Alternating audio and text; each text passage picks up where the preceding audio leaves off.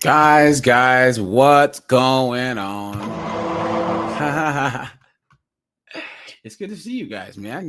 Guys, surprise live on a Saturday, right? We'll just do this live stream today, guys. You know what? I'm gonna drop the link early. That's what I'm gonna do. Anyone wants to come on up, guys? Because we have some topics today, but we have one big topic that I want to talk about, right? So, guys, open panel. Anyone who wants to join, guys, join. You know what I'm saying? We're not going to be really reacting to a lot, but actually let me do something really, really, really fast. I have to send myself something real fast. Hold on. Let's see if I can find it. Yeah, guys. So, guys, today we're going to talk about being single. Being single, meaning not married, right? Because, guys, there's only two statuses. Single and married, right? Now, guys, there are plenty of guys that I know who are red pill, right? There are red pill guys I know that are married. There are red pill guys that I know who are in relationships. And there are red pill guys that I know that are just MGTOW, monk mode, right? So, guys, being in a relationship or being married is in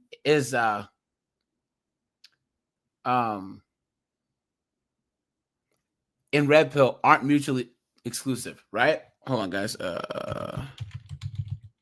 Hold on. 1 second. 1 second. Okay. Yeah, guys. So this topic kind of came up because everyone's still talking about the Andrew Wilson, Coach Greg Adams thing, right? And guys, I was going to go over the rest of the stream, but guys, honestly, I don't give a shit anymore. I just don't. I think that both, Coach Greg Adams supporters have mischaracterized Andrew Wilson's position and then vice versa. Because I honestly think that the question that they were looking at, like, is marriage worth it, was not a good debate question. It wasn't, guys. They should have said, is marriage worth it now? Or can marriage ever be worth it? Add some context, right? Because they were talking past each other. Andrew's saying that if A, B, and C, and D happens, then marriage can be worth it. Coach Greg Adams was saying marriage as it stands now is not worth it.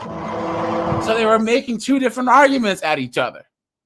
So it was a clumsily asked question. And then they didn't ask them to actually define what marriage was at the beginning. So I guarantee Andrew would have said, okay, well, to me, marriage is a sacrament. It's a religious thing, blah, blah, blah, blah, blah. Coach Greg Adams, he would have said, hey, marriage is a secular thing or whatever, or it involves a state. You can get cooked, blah, blah, blah, blah, blah. Then they would have had to have come to a common understanding of what marriage is so that they can actually have a debate. But they never did that. So next thing you know, they completely lost the plot. Now some people are saying Andrew won. Some people are saying Coach Greg Adams won. But guys, here's the thing about the red pill, right? Coach Greg Adams isn't some leader of the red pill. He's not. Guys, there is no leader of the red pill. Every red pill guy is different, right? Because we have a bunch of descriptives. Guys, red pill is a dossier of information, right? Facts, data, statistics, right? And we look at, and it allows us to make informed decisions. Guys, put a 1 if you agree that the red pill is about choice. That's all it is. Now, if you're trying to make prescriptions, black pill, MGTOW, passport bros, those are prescriptions, but that is one step past the red pill. You have to be red pilled in order to actually do those prescriptions. You know what I'm saying? Respawn, what's up, dude?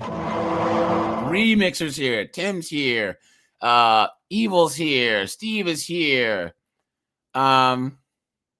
Misdemeanor OG. Here's the thing, for us guys, it's not bad for us as we age. And don't have kids and stay single. Guys, There are so many men that are in marriages now who wish that they could have time themselves, who wish that they can just be left the hell alone. How many guys do you know who work hard labor jobs or shitty jobs who just want to go home and be left alone? How many times my husband, he always wants alone time and he can't get it? Guys, men are a lot more okay with being alone than women are. And now we live in a time, because of this feminism and all this foolishness, where, guys, it's the cheapest time ever to be a bachelor.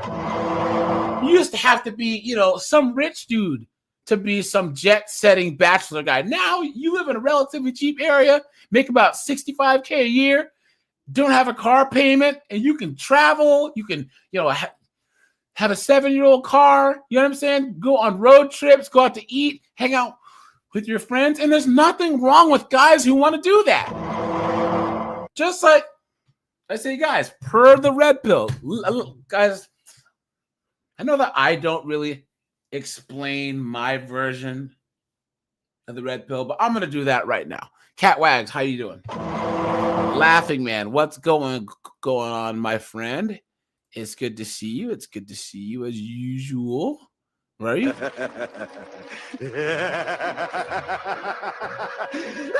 John Carlos, what's up, dude? Steve says he's monk mode. He's passed through the 10th chamber of 304-ism. The demons tried to get him, but he threw holy water. Stay single. There you go. Steve, what's up, dude? Yorgie's here. Time Travel's here. Whiteout's here. Good to see you guys, right? So, guys, once again, let me just explain to you guys my version of the red pill, because we all have our own versions. We all have our own concept, right? Guys, red pill is about choice, okay? It's about stop taking the red pill and realizing that us men, we live in a gynocratic, matriarchal, misandrist society. It became that way because of feminism that allowed women to walk away from the table while expecting men to still be traditional, right? So now they expect us men to be pack mules, which was fine when women reciprocated, when women said thank you, when you can get a feminine wife, right? To have your kids who might put a hot dog on a plate for you, right? How is that like with the red pill? Realize you have to put your own needs and wants first, and then make the best decision for you based on the data that the red pill provides. The divorce rate, female nature, understanding what the court system does, right? Understanding that there's false accusations, all these other things, right? Understanding the 80-20 rule, all these things, okay? Now, I don't judge people for their choices. There's things that I wouldn't do, right? So I don't agree with all the prescriptions that some red pill guys make, like the whole sleeping with 50 chicks, or you have to make a lot of money to get chicks. I don't know. That's not true, right? Because I don't think dudes should be banging and clanging a bunch of chicks. I don't think chicks should be banging and clanging a bunch of dudes. But guys, if you honestly, let's say, take the red pill, you look at the data and you say, hey, look, I'm going to be a passport bro and marry some chick from friggin' Romania, and you can honestly, logically say that based on the facts, data, statistics, this is what's best for you, rock and roll. What's wrong with that? What is wrong with that? Even the Andrew Wilson thing. Let's just say that you have a young guy and he graduates from law school and he wants to get married and have kids. And he says, well, look, I want to get married. Okay. What's the safest way? And he looks and he says, oh, well, who's this Andrew Wilson guy who's talking about, there's a 9% divorce rate in the Orthodox Church. And he decides, you know what? I'm going to go to the Orthodox Church to pick a chick. That's kind of like being a passport bro, right? He's going to where the culture is more, it's going to give him what he wants. That's red pill right there. So this whole thing where everyone just assumes that red pill guys are about banging chicks and degeneracy. Guys, most red pill guys I know are, I don't want to call it MGTOW. I call it guys, we're talking about men that are single, being a man and being single with no kids. You know, being single in your 30s, 40s, and 50s. Maybe I could change the title. Hold on. Let me see. But yeah, guys, you know, all you guys are, a lot of you guys I know are single and in your 30s, 40s, and 50s. You know, a surprise attack says single, childless, 47, a first time not having been in a long term since he was 18. Yeah, there you go, guys. Simmer J says 40, single, no kids. There you go. Yeah.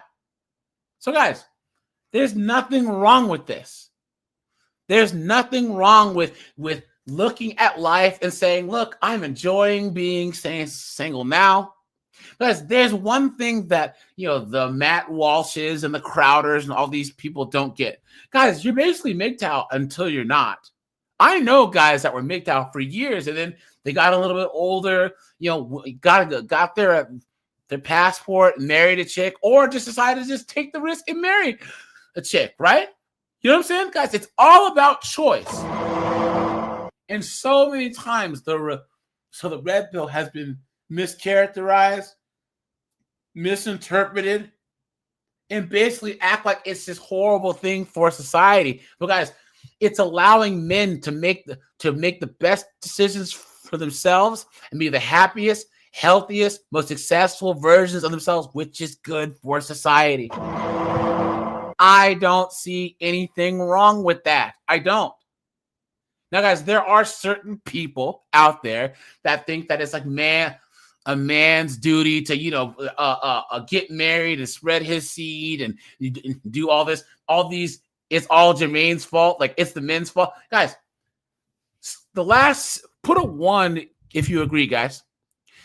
The last 67 years have showed us that men aren't obligated to do shit. We're not obligated to do anything, right, guys? Do what for who?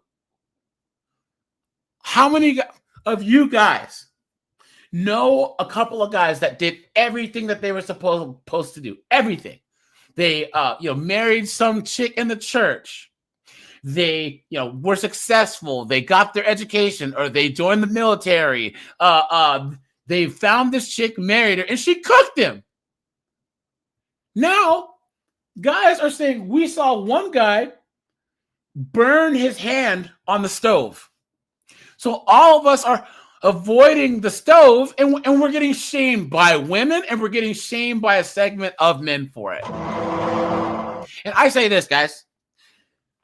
You ever notice, guys, how vegans always have to judge how us men eat? I mean, how us omnivores eat, but we don't give a damn how they eat. Right, guys?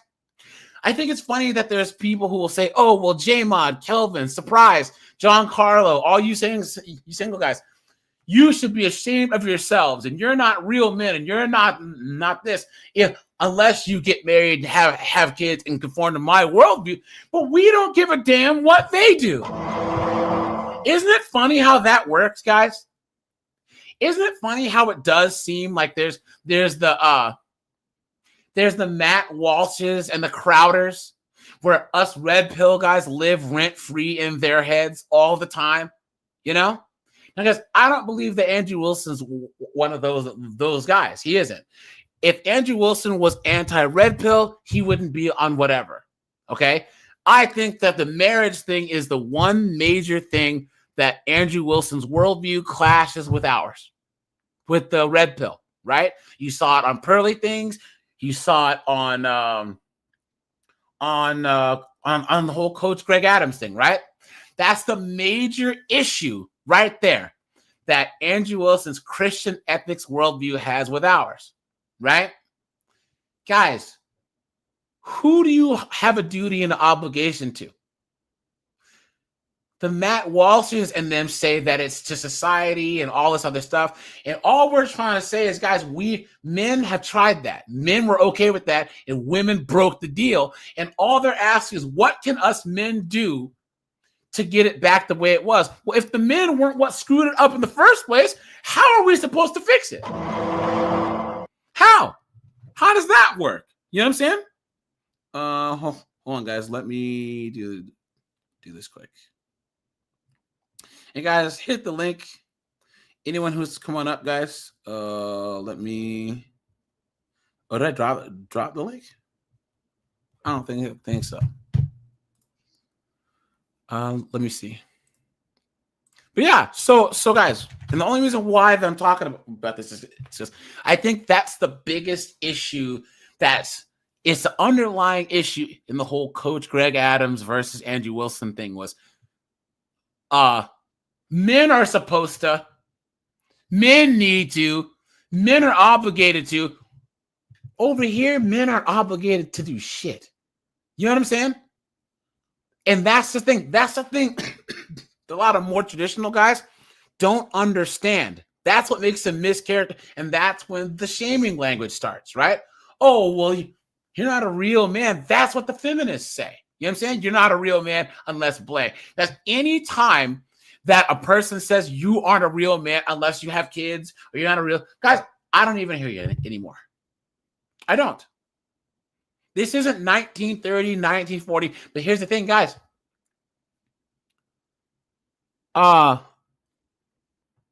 You can be red-pilled and be married.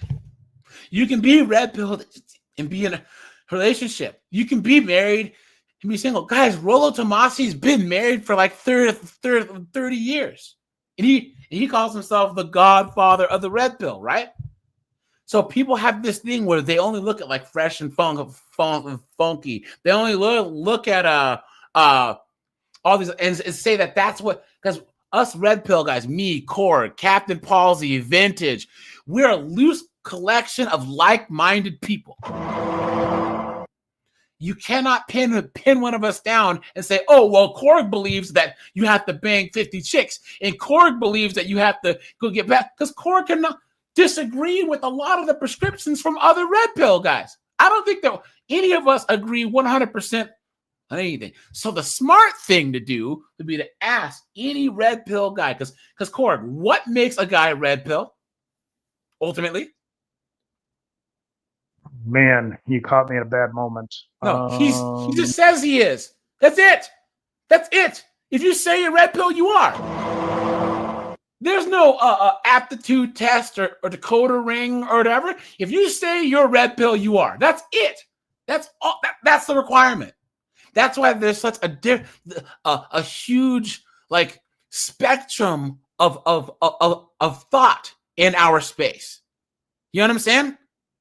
So guys, a couple things here. So there's a couple of arguments because I was on a panel yesterday and we were talking about the Coach Greg Adams stream and a couple other things. And there was, a couple of Orthodox Christians on there who were cool guys. And then there's another guy, he's a religious guy.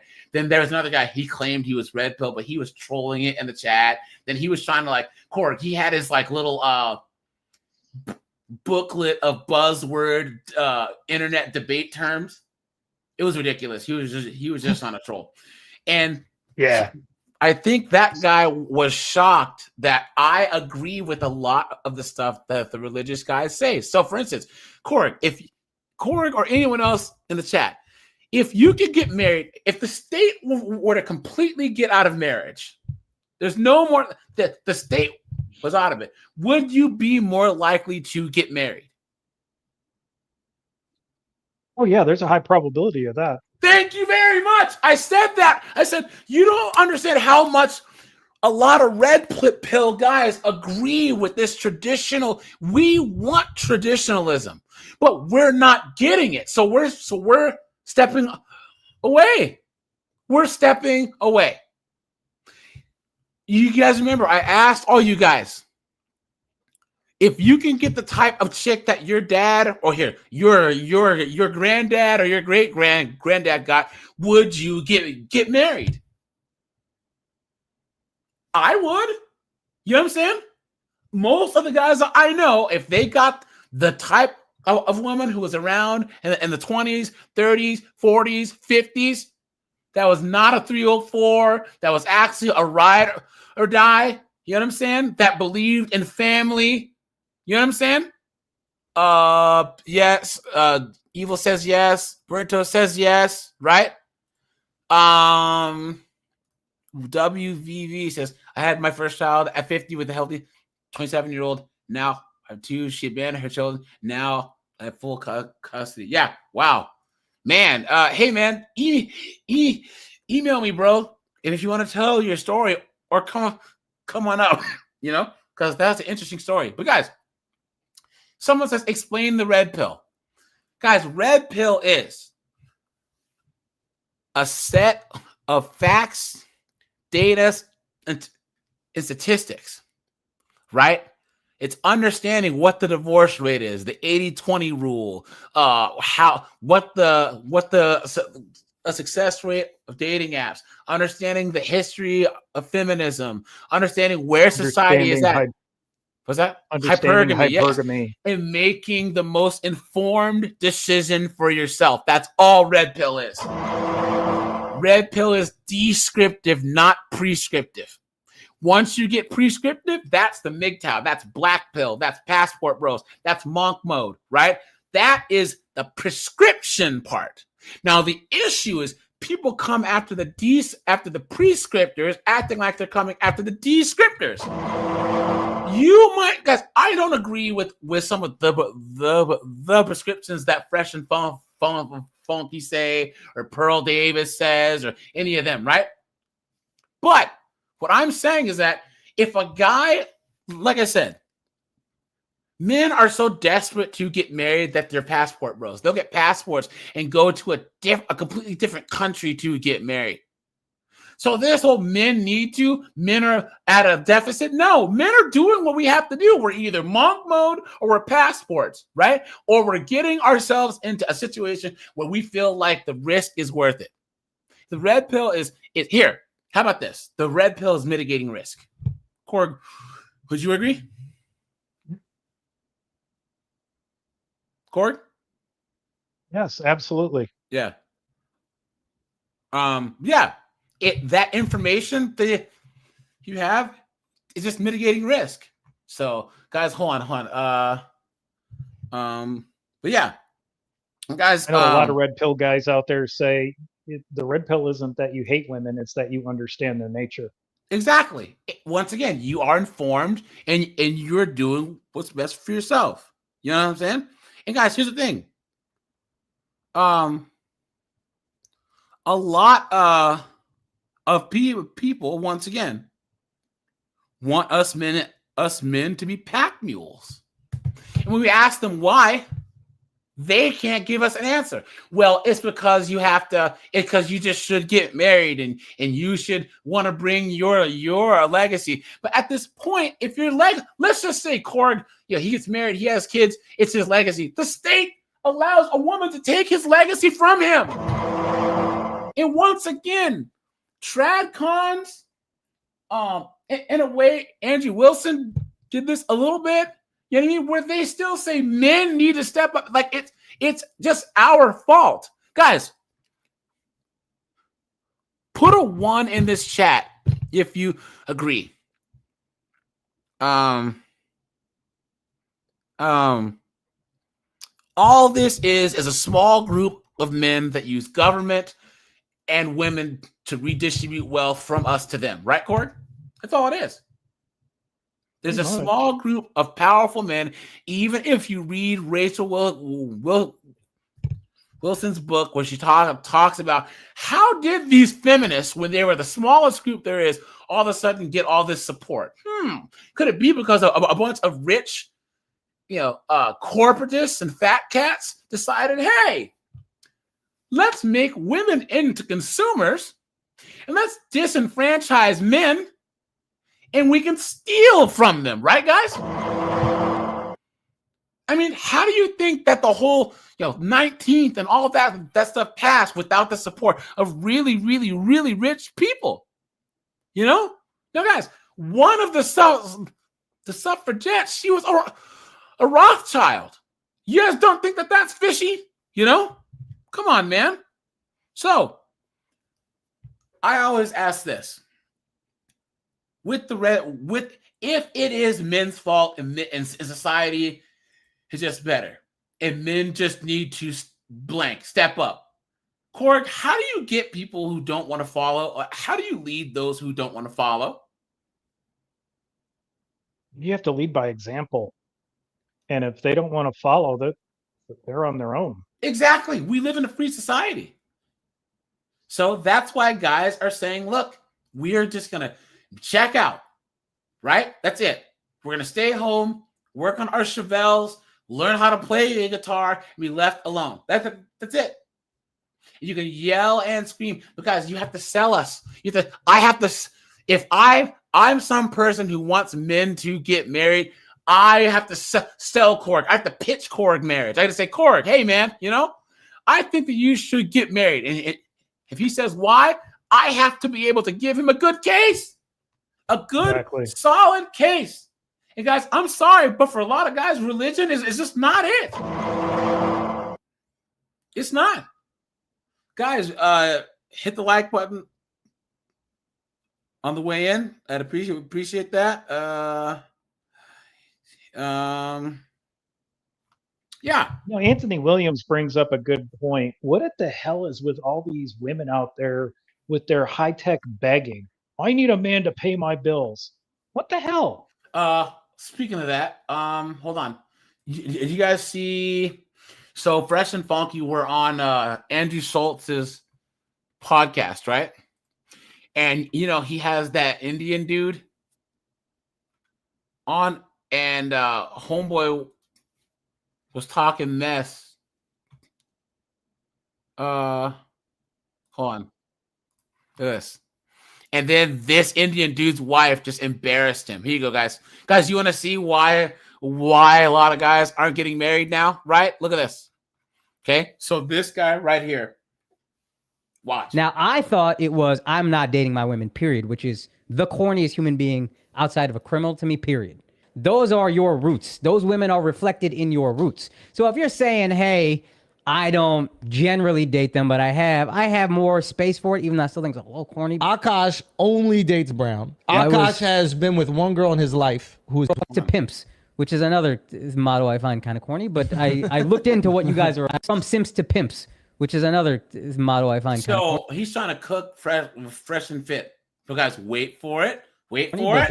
I looked into what you guys are about. And a lot of the shit is just childish, which is fine if you want to be funny. We just talked about how doctors ain't shit for 45 minutes. Mm-hmm. We are not in any way life coaching. We are not in any way trying to help men outside of, hey, come have a laugh for a couple hours. Mm-hmm. Right. If you're going to paint yourself as life coaches and then say shit like, my preference is, which is honestly bullshit. It is, I don't want to date black girls. That's the way every black dude that fucks white girls says it. I've dated black girls in my life.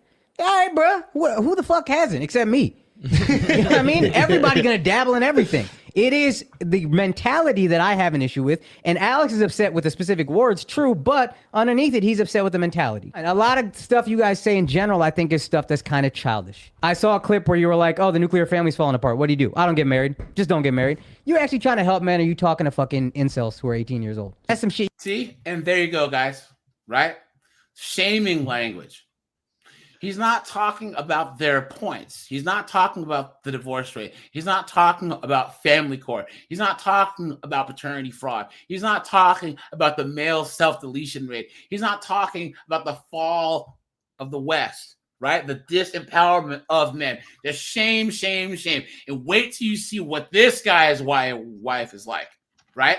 Wait till we say to college, I'm going to turn you from a simp to a pimp. All right, bro. Can we grow up? You guys are self-help. Hey, we're trying to help men. So either we're funny or help men and be real and be honest with yourselves and don't have an ego like, no, I have a preference. The only thing worse. Let's just be mature about what we feel. And part of that maturity is, it was a bad joke. I don't actually feel exactly that way. Okay.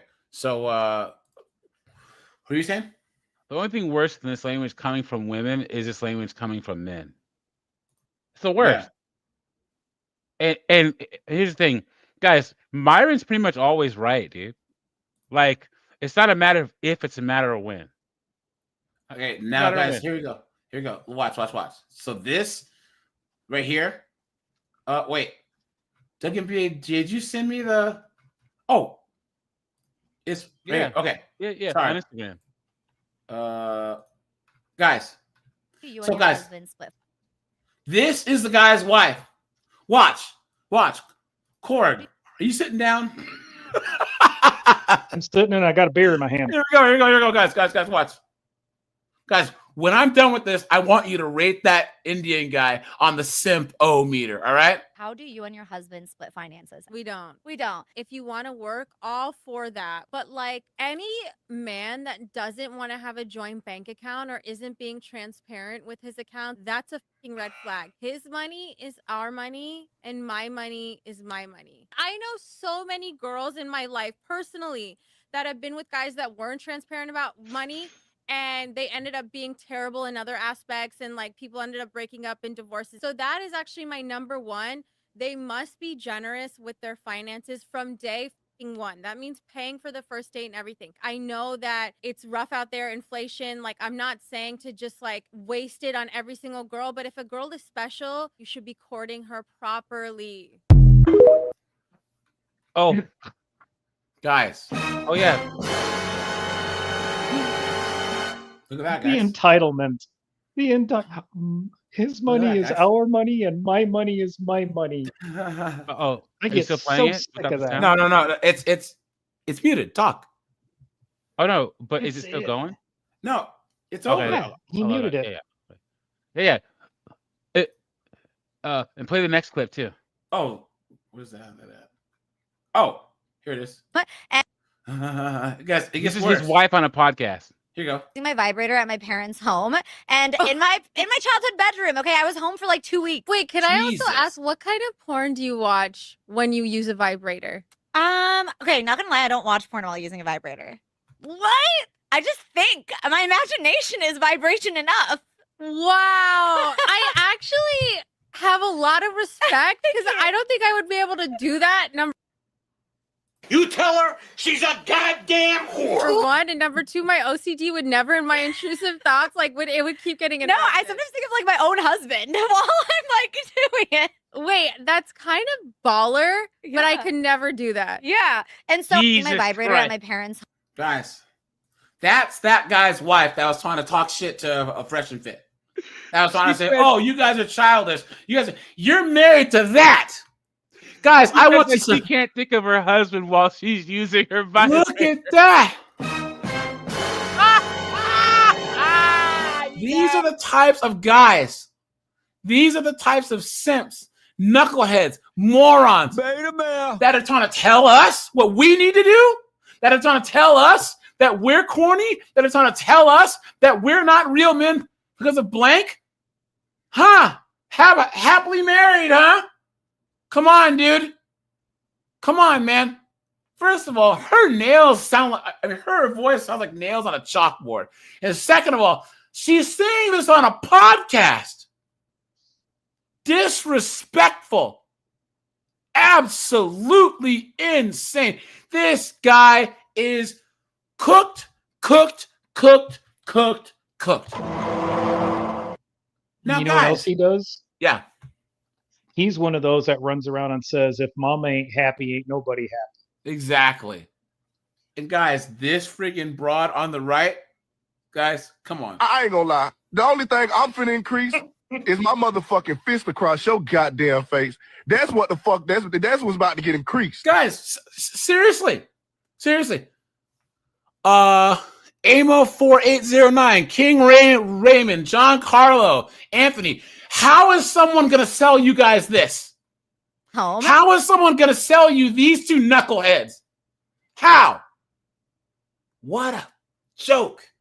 Guys, I'm seriously trying to not swear. I try to not swear on my scenes, but what the fuck is this? The only thing worse than one woman with a microphone is It's two two. women with a Exactly. microphone. Look at and guys, dudes getting bodied. Someone says, "Get your ish, dog."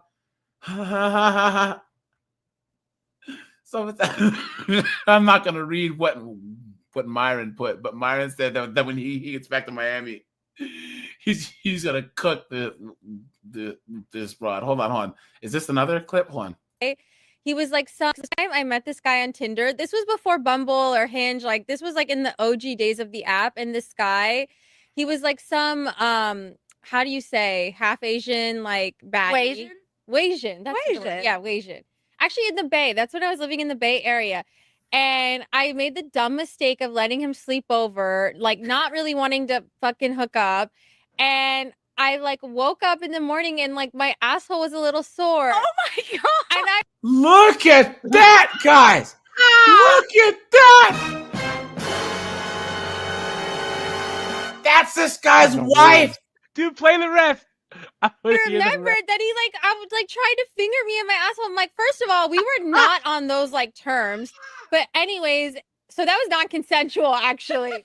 That was a non-consensual like butthole action. Jesus look, guys, Christ. look at that!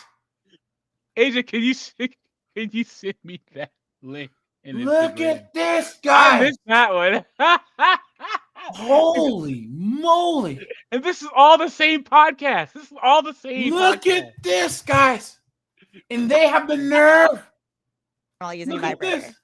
What? What Oh, yeah. porn do you watch? Oh, we watched that one already. Jesus. We're at my parents' home. Cooked. Someone says this Akash guy, he was a virgin when he met his current wife. In this clip, he's flexing that he used to go on multiple dates with other women of color, meaning he was getting zero action. Look at that, guys. So he was a virgin who married a skeezer. Guys, what the fuck is going on, dude? What is going on? And like that's the disconnect between really religious guys that are in their religious spirits. Where guys, let's grant them that the women in the churches, right, in their version of Christianity, are good women, right? And yet, like, because Andrew's premise is that you go to the Orthodox Church is full of good chicks, right? Let's just grant that, right? Andrew goes on whatever and sees these absolute demons that he debates and he talks to, right? You can't. What are the rest of us guys supposed to do? Let's just say 80% of all men wanted to get married. Wow. How are we supposed to marry these absolute dunderheaded demons, dude? Demons. What an absolute joke. And guys, look at this, right? This is from BuzzFeed. So women are refusing to be in relationships with men and record numbers, and this is why. Now, and guys, you can tell that this is cap from the jump, because Korg, Doug MPA, you're surprised, all you guys, who controls access to relationships? Men or women? Men, thank you. So they don't have a choice. Women don't have a choice. No woman is single by choice. Because, guys, hit the like button, hit the subscribe button. Guys, hit the super chat button.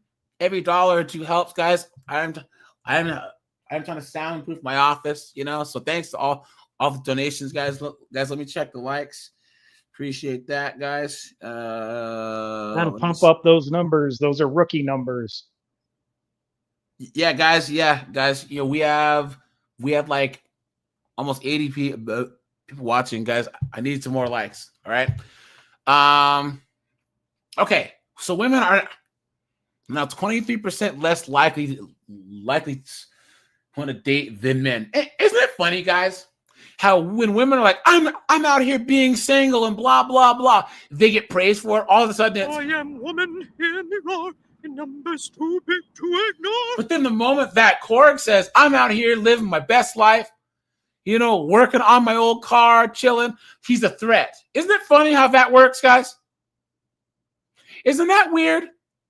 Guys can't just be out here just chilling, doing our own thing. And guys, you don't even have to say that you're never going to date again. You just say, I'm just done for now.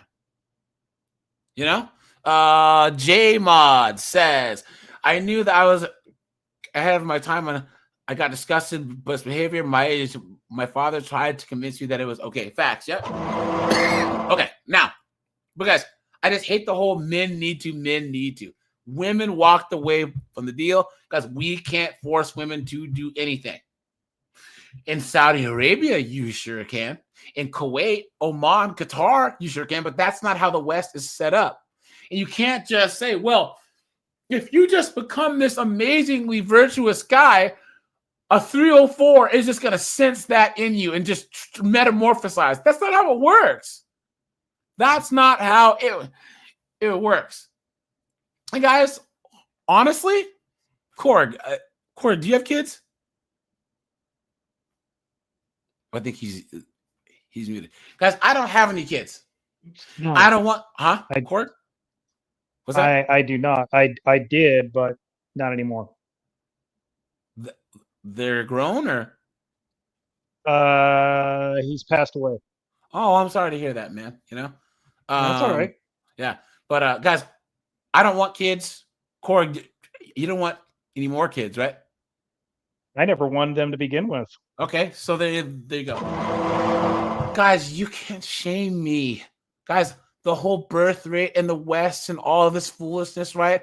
Guys, all this stuff about birth rates in decline, carrying on society, legacy, guys. That ain't got shit to do with me. Hey, that ain't got shit to do with me. That ain't got shit to do with me. Hey, that ain't got shit to do with me.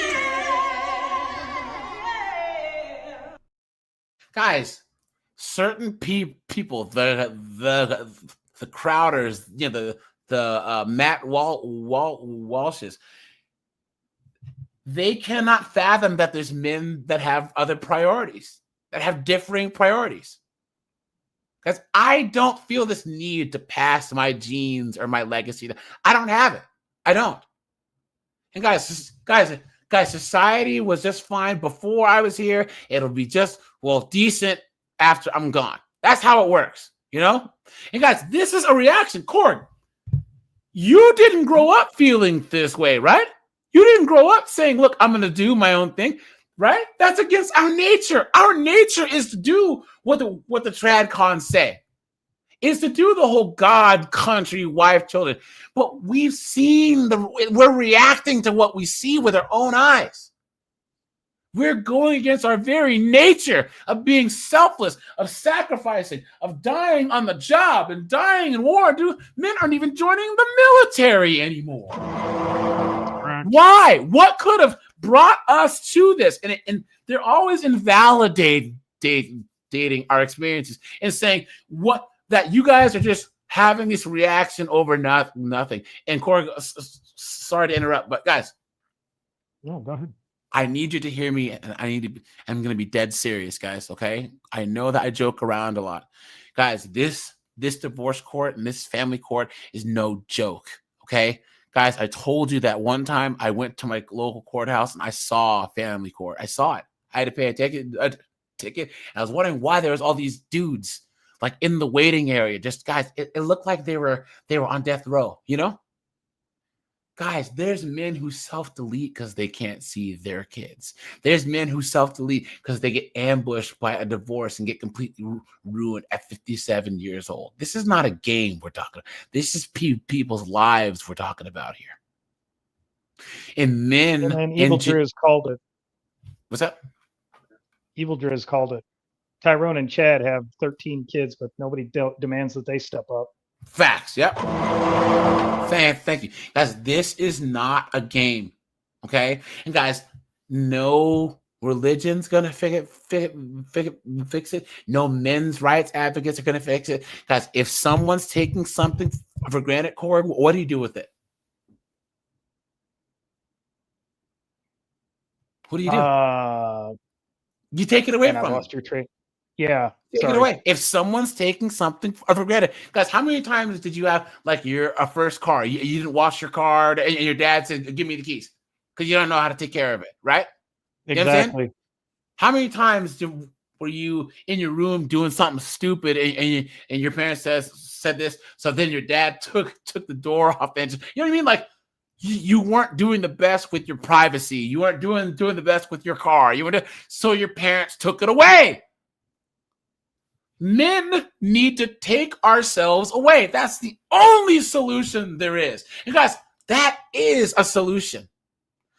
Guys, not playing the rigged game is more effective than playing the rigged game. Cord, if there was a casino and you know that all the games are completely rigged, what's going to be more effective?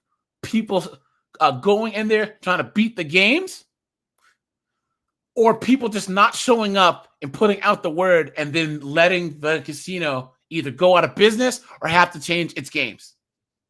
You step away and let them feel the pain. Thank you very much. So yeah, guys. So she said that she's been dating Max for a few years. This is this article. She said this chick she was dating this guy. She had no idea what he felt about her or her future. Now, guys, that's her fault. That's her fault. She was with Chad, and Chad was just spraying up the walls. She gave up sex without even knowing what was going on, and guys, that is women's fault. She gave up her control before he did. Back in the day, it was clear if Max was courting her, it was for marriage, and she hadn't had sex at all. Now it's all messed up. This chick says she was sitting on a bed while her boyfriend begged her to hear him out. He wasn't remorseful for cheating, but he no longer wanted to be ashamed, blah, blah, blah. Okay, now here you go, guys. Guys, put a 1 if you've heard this crap where they're like, oh, men don't open up. Men don't talk. Men aren't emotionally intelligent. You guys have heard that, right? Guys, put a 1. Korg, you have heard that, right? Many times. Oh, here, guys. Oh, I still didn't pin the link. Sorry, guys. Hold on. And Steve says, guys, don't open up. Yeah, don't do it. You have that one buddy who knows how to keep his big yap shut. Yep. That's who you talk to. Exactly. Or you talk to your dad, your uncle, your granddad, someone with a gruff voice that drinks brown, whiskey or bourbon. Yep. That's the type of dude you want to talk to, And either smokes Pall Malls or cigars. Steve says, we know why you're soundproofing your room. No shame. Yeah, you caught me there, Steve. You caught me, man. Hey, hate the game, not the player. Exactly, man. Yeah, thanks, man. Oh yeah, absolutely. And I want my medication and I want my croutons, please. Okay, so yeah. Sorry says men are far more emotionally intelligent than women. Guys, wait for it. Look, in intimate relationships, young women are taking on a disproportionate load of invisible emotional labor, often supporting men through intense feelings of failure and isolation. Yeah, right. The lie detector determined that was a lie. Look at that. So many men describe feeling weird or like a waste of time when opening up to male friends instead of reserving vulnerability for their relationship with women. Guys, come on. Uh-oh, where'd my other thing go? Hey, I wanna add something. Oh, on here. Gay!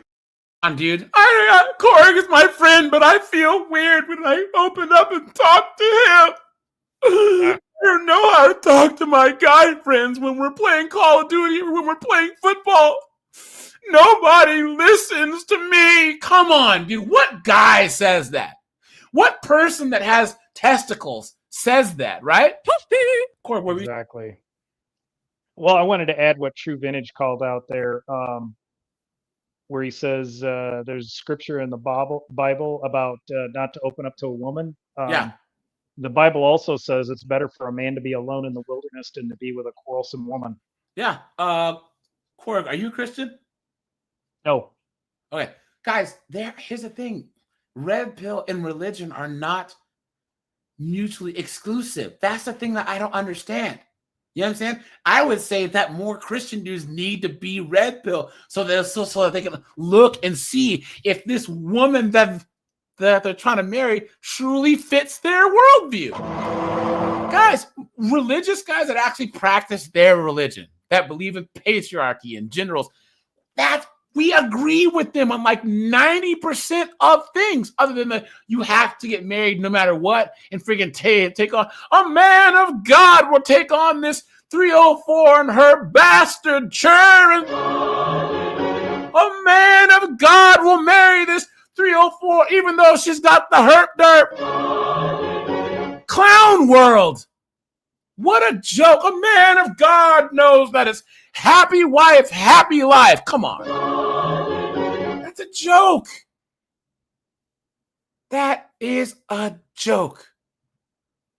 Look at that. And hey, yeah, someone had blood boiling, says the story of Samson. Hey, that's proof how much you should trust a woman. Samson got cooked. Got cooked. Okay.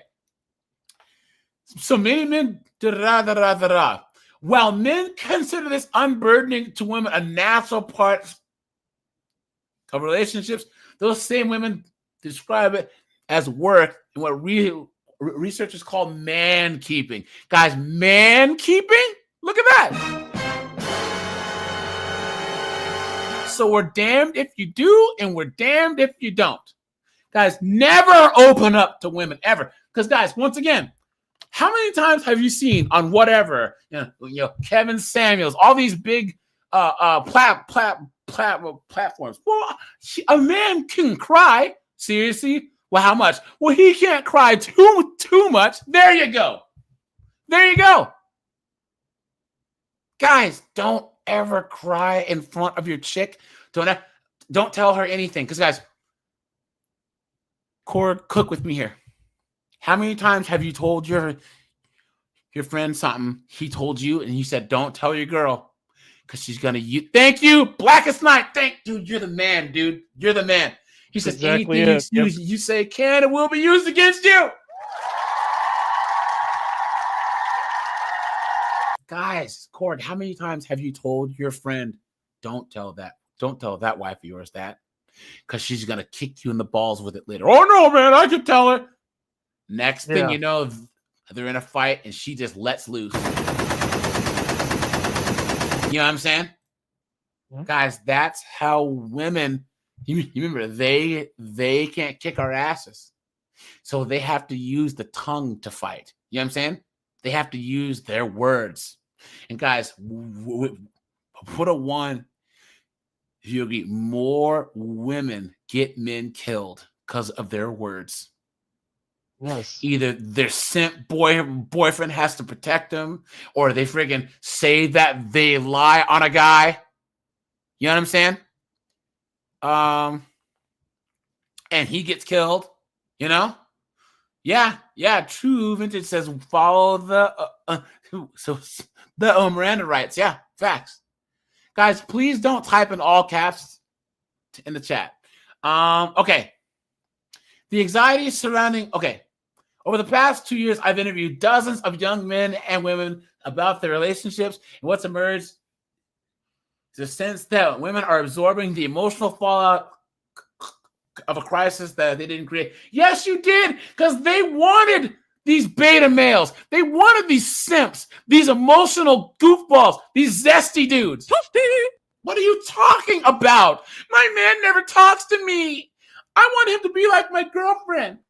I want him to watch rom-coms and get facials and get freaking his nails done. Now that's what they're getting. And they're trying to say it's too much. These women, they're like children, guys.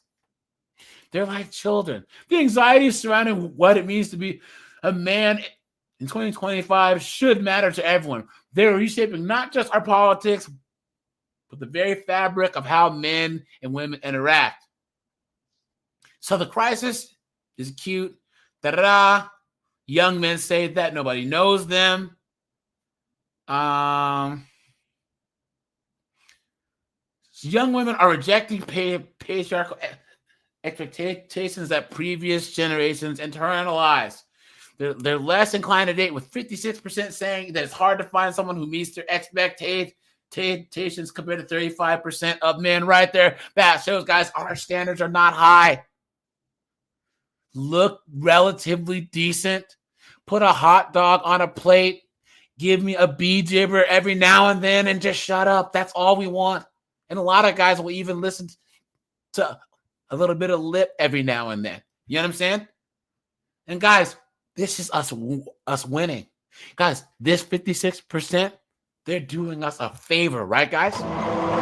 Right, guys? Okay. I know that Mobile, Chris, Mike, Kelvin, Corey, I know that you guys are all going to cry yourselves to sleep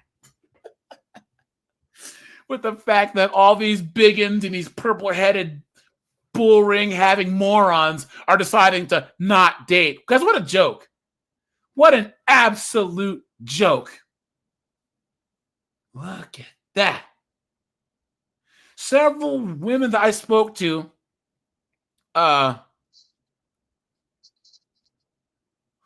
expressed concern over how dating men has affected their economic futures. So the role of women as invisible drivers of men's success isn't new. What? Invisible drivers of men's success? You've been had. You've been took. You've been hoodwinked. Bamboozled. Led astray. Run amok. That's like that whole, well, behind every great man is a good woman. Yeah, with a knife. Sticking it in his back. You understand? Yeah. Come on, dude. Women tend to provide increased emotional support to men who don't have it elsewhere. Men's inability to share their struggles with other men. What are you talking about? Guys, I guarantee this is what happened, right? They made the questions to where how women emote and communicate is a default. So if I give Korg a survey based on what his vehicle is, Korg, do you drive a car or a truck? I have both, but I primarily drive the car because Okay. I use the truck as a truck. You only had a car. But the questionnaire that I give you is based on truck ownership, right? And you fill out the questions, that would be like, well, you have a pretty shitty truck. It's like, well, he was describing a car, right? So there's no way that survey can ever come out accurate if you're making the wrong assumptions, like the epidemiology involved is wrong. You know what I'm saying? Like the survey is measuring the wrong thing. They're comparing apples and oranges, but saying that apples is the default, which is women. Man keeps keeping. Look at that. All this is still going, guys. It's still going. Women feel as though men aren't doing enough to support a gender equality, where 60% believe that we're expected to do too much. Guys, we're doing enough. We're keeping the lights on, keeping the roads fixed, keeping the trains going, the buses, the power grid. What else do we need to do? What a joke. What an absolute joke. Guys, and this is what these women read. And once again, guys, they're talking about Tate again. Guys, he really hasn't been relevant since what, like 2022? You know what I'm saying? Like, in our sphere, guys, how often do we even talk about him? Guys, this is like in the PS1, PS2 days where the parents were still talking about Doom in video games. Like we haven't played Doom since 94 or like 92, you know? So guys, but yeah, back to the original topic. Guys, anyone who wants to come on up, guys, hit the StreamYard link. Guys, hit the like button, hit the subscribe button, guys, hit the super chat button, you know. $1 or 2 helps, guys. Appreciate that. You know, guys, we have had an influx in super chats as of late. So, guys, thanks for that, you know. Okay, so guys, couple of arguments that I hear. Guys, I'm gonna list 2 or 3 of them. And I want you to put heard or not heard, okay, in the chat. How many times have you heard, oh, you're red pill, so you're on the path to self-deletion and misery? Self-deletion means smoothest side. I can't say the word. But Korg, have you heard that argument? That one I've never heard. Yeah. Oh, you guys are just on the path to misery. They can't imagine that we would be happy putting ourselves first. They can't imagine that Korg, who's living in his house with his multiple vehicles, making good money, living the life on his terms, that he could somehow be happy. You know? That's crazy. Because guys, I have never said once, well, a man who's getting married is only going down a path of misery. No, I don't judge people, even though the stats show that he's probably going to get cooked. Obviously. But guys, if a guy says he's happily married, I believe him. Unless I actually see otherwise, like his wife is cheating or talking shit. Because I'm not going to, what do I go? I don't believe you. You know what I'm saying? But here's the thing. Korg and I can tell these people multiple times, we took the red pill. We're doing what's best for ourselves, and we're happier than a bug in a rug. And they say, oh, there's no way. Unless you conform to what I think is a successful life, which is marriage and children and all this other stuff, you have to be miserable. And if you guys believe that, You've been had. You've been took. You've been hoodwinked. Bamboozled. Led astray. Run amok. look at that, man. Look at that. Okay. The next one, guys, put heard or not heard, right? True vintage. I don't agree with this because I'm an extrovert, right? He says extroverts in general have that mentality. Extroverts can't comprehend how introverts can be happy alone. Okay. And I know that my experience is anecdotal evidence, but guys, as an extrovert, there's a lot more introverts than extroverts. Now, people might think that there's a lot more extroverts because we stand out more, you know? So like people see me coming a mile away. But if you're an extrovert that's in the land of introverts, right? People can't comprehend how, just like Evil Eddie said, you get depressed when you're not around people. Dude, I'm a people person. You know how like introverts they recharge when there's no one around? I recharge when there's people around. I'll be dog ass tired in the gym. And then I'll see someone, hey, have a good conversation. And I'm ready to go. Guys, it's a behavioral thing. And Evil Eddie, you don't need other people to feel good. That would be like saying, oh, well, imagine needing to be by yourself to feel good. Ha ha. I can say the same thing. You know what I'm saying? So I don't judge introverts, and introverts shouldn't judge extroverts. I just think that you have to do what works best for your personality. And I, once again, guys, plus, you know, I'm a twin, right? So I haven't been alone for good chunks of my life. Even in the womb, I was with another person. You know what I'm saying? So guys, I'm telling you, unless I'm trying to sleep, I don't like silence.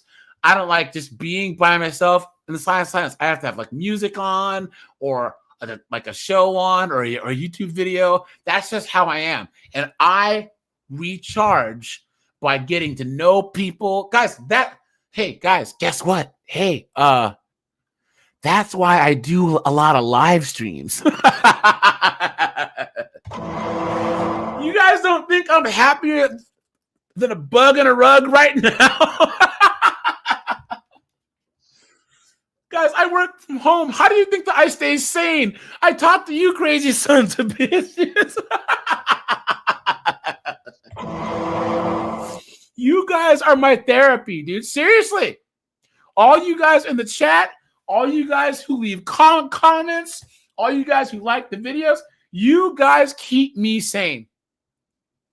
Mark, we judge each other, bro. Extroverts judge introverts, introverts judge extroverts. Trust me. Hey, guys, anyone in the chat who's an extrovert and you work in an office, right?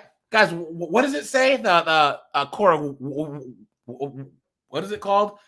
The something that sticks up. The wheel gets the grease. Huh? Squeaky wheel gets the grease. It's like the thing that stands out gets got. I don't know. There's a saying. It's like, I don't know. It's like, either way, guys, if you're an extrovert, you work in an office or whatever, or in a professional setting, yes. So the nail that sticks up gets hammered. Thank you. Oh, right. That's me. Everywhere I go. Guys, I have a personality and a face that people just remember. And as all these passive aggressive haters that I've worked with, I can't count the people on. Well, AJ's always happy. AJ, fuck him. Do you know how much easier my work life would be if I was a quiet person that could just blend into the background? You know what I'm saying? Because I'm an extrovert. I just have like an energy about me, not in that woo-woo chick way, but I just have an guys, I have resting nice face. Okay? Everyone in the chat, put a 1 if people come up and ask you for directions in public. Put a 1 if people ask you if you can help them get stuff in a store. Put a 1 if people ask you, do you work here? Are you the manager? I'm like, no, I'm not the manager. I don't work here. Guys, I made the mistake of wearing a red shirt to Target once. Oh, I did that once. Yeah, guys, I'll be in Home Depot and people will just like, excuse me, sir. Guys, if that happens to you, you have resting nice face. Okay? Girls have RBF. Guys, you have resting nice face means that you look approachable. People can walk up to you and feel safe talking to you. I have that, guys, and it's actually quite the hindrance because I'll be in my car chilling and someone will knock on, excuse me, I need directions. I'm like, don't you walk up to my car like that? What are you doing? But guys, okay. Let's get back to the topic here. Now, guys, how many have you guys heard you're selfish? Guys, put heard or not heard. You're selfish. Well, the only reason why you're red pill or you're MGTOW out or you're just, Corey's hanging out in his house by himself, being able to watch how many sports he wants and drink beer and hang out because you're selfish. Corey, you've heard that, right? A little bit, yeah. Yeah. Now, Corey, do you agree with me that the majority of people who say that, they're just jealous that you can go home, drink beer, and walk around in your drawers? You know what I'm saying? That you can wake up on a Saturday and Sunday and go and just do whatever the hell you want. You know what I'm saying? You can jump on a plane. Yeah, I think it's a combination of jealousy and not aligning with what they perceive as what somebody my age or stature should be doing. Exactly. Yes. Facts. Yep. That's true. Yep. Guys, let's. Well, over the years, I've had people. Oh, are you gonna go visit family for Thanksgiving or Christmas? No. No. Well, do you have any plans? No. what are you going to do? And I always tell people, especially around New Year's Eve, I practice the 3 stays: stay in, stay locked, and stay armed. I don't want anybody near me. Yep, guys. And they just can't comprehend that. I take a lot of staycations, guys, and that I try and spend as much time just chilling in the house in just my drawers. That's possible. I don't want to go anywhere and do anything. You know what I'm saying? So,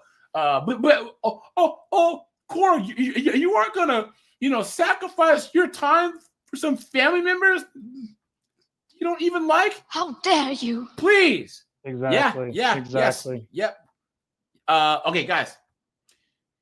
How many guys have you heard the whole, you need to carry on your bloodline?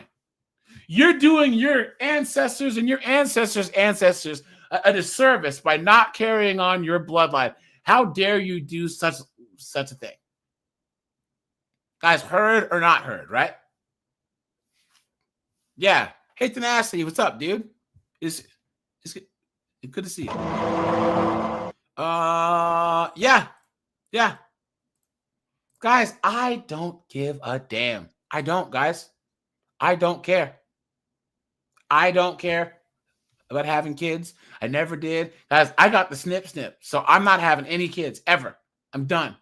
I have a nephew who drives me crazy, and when I die, he'll probably get a really good inheritance. You know what I'm saying? But I don't want kids. My life is just fine. And I love the whole, who's going to take care of you when you're older? It's like, look at people who are in rest homes now whose kids don't take care of them. You know? My advice to any of you guys out there who have people pressuring you, just say, hey, I wasn't put on this earth to make other people happy. Yeah. Yep. So I don't care. Now, guys, this is a good one. How many of you guys have heard this? J-Mod, Laughing Man, Evil Eddie, True Vintage, Ancient Youth, all you guys. How many times have you guys heard, well, red pill is just nihilism? All you MGTOW guys? You MGTOW guys, you black pill guys, all you monk mode guys, you're just nihilists. Corey, have you heard that? That one I have not heard either. Yeah. I heard that on the panel yesterday. Someone had said that if you make the prescription for like the free agent lifestyle, or even if you're just plain MGTOW, that you are a nihilist. And you guys know what I got to say to that, right? You've been had. You've been took. You've been hoodwinked. Bamboozled. Led astray. Run amok. Guys, let's look at the definition of nihilism, right? Nihilism is a philosophical viewpoint that asserts that life is without objective meaning, purpose, or intrinsic value. Now, guys, this right here, they straw man us all the time, because they're trying to say that if you don't agree, if you don't have my worldview, anything but my worldview is nihilism. Now, guys, we have meaning, but we assign our own meaning. We make our own meaning to it. You know what I mean? And I think that's one of the other big differences between like Andrew Wilson's position and then ours over here, with the whole Christian ethics of, be fruitful, multiply, blah, blah, blah. Well, guys, all we're doing is reacting to the world that a lot of these religious dudes back in the day let women have power. Yeah. So, guys, I threw a couple quotes in the chat. Yeah, Albert, I say, what is right is not always popular. What's popular is not always right. To be yourself in a world that's constantly trying to make you sound something else is the greatest constant facts. Facts, yeah. Yep. Brandon Perkins. What's up, dude? Yeah, guys. This is like kind of a gotcha thing that they try and do. Mm-hmm. And it's like, no. The fact that we put our own interests first and decide what our purpose is. Guys, I think it shows that we're not nihilistic because we are, guys, think of this. When you shuck off that tradcon Christian assigned purpose, because when you're born in the United States and you're a Christian or whatever, guys, okay. Korg, do you believe that belief is a choice? Belief is a choice. Yeah. Yeah, you choose to believe whatever you want. Yeah. See, I don't agree because no one can I can't choose to believe in Santa Claus again. I can't. My brain is just. You can. No, I can't. No, the logic won't let me do it. Hey, have you ever made an argument? The logic won't, but there are people out there that I still believe in the magic of I Christmas. understand that, but I'm crap. saying that have you ever said something to a person and they're like, oh, no way, because their brain, it clicks. The brain clicks involuntarily. Okay? Oh, sure. I cannot just choose to be Muslim tomorrow because I don't believe in it. It doesn't make sense to me. If someone were to convince me through arguments and evidence, my brain would click. I don't have a say in that at all.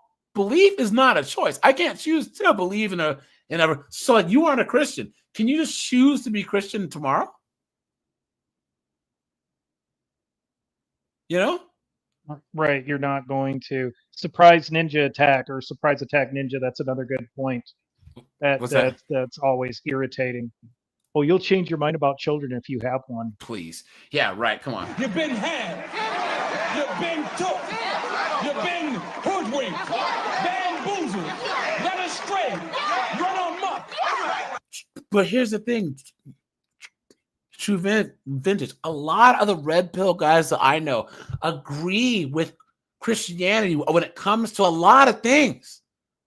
A good chunk of our worldview is the same. Girls shouldn't be whores. Guys shouldn't be losers. If you're gonna have kids, have them in wedlock. But here's the thing: Christianity, being patriarchal, kept the women in check. It allowed men to have enough authority to make it so that society could work. But guess what? With no-fault divorce and feminism and all these other things, now men don't have the authority that the Christian worldview needs. We just don't. That's why something like getting rid of no-fault divorce would actually align marriage with biblical marriage, because divorce is really, really hard to do. It's almost impossible per the biblical standards, right? Well, back before no-fault divorce, it was almost impossible to get divorced. And the moment that they did no-fault divorce, all of a sudden the divorce rate went through the roof. Guys, Ireland, it was illegal to divorce in Ireland until 20 years ago. But the moment they made divorce legal, what happened? Divorce started going up. Honestly believe that if they were to get rid of no-fault divorce, where men just weren't getting cooked on a whim, guys, more men would marry. More men would be willing to take the risk because the risk is, I mean, I don't want to say almost non-existent, but it's really, really, really, really low. And I would rather see that's more likely to happen than say what Andrew Wilson and them are saying, where we need to have the majority of people adopt a certain religious worldview, because it's not going to happen. You know, not anytime soon, right? Because guys, most people were married back in the 30s, 40s, 50s, right, Cord? Right? We had a really high marriage rate. And people were just Christians, right? There wasn't any particular denomination that was just so amazing. All races were married. Blacks, we were the most married, right? It was like 88%. All branches of Christianity. So what changed? no fault divorce. No fault divorce. And you can even say that these versions of Christianity that have low divorce rates, it was even lower before there was no fault divorce. Look at that. So, guys, we are not nihilists, right? We believe that life has meaning. It's just, that's what I was going to say. Guys, Korg, when people become Christians, so belief is not a choice. That's why they have to get people young, right? They get kids and they raise them in religions because you get them young and it's easier to convince them, right? It's easier to. Yeah, there was a pope, I can't remember which pope it was, said, "Give me a child, and I'll have a Catholic for life," or something like that. Yep. And that's like, hey guys, why do you think that they encourage army members and military members to have kids? There's some statistic where it's like, if your father or your mother served, it's recruiting. You know what I'm saying? Like, you're a lot more likely to actually go into the military. You know, it's the same thing. So, okay, let's. Okay, guys, next one here. How many times have you heard someone that is married and has kids telling you that you need to get married and have kids, but you never tell him that he should get divorced? Have you guys heard this? Where like that person just can't let you live your life?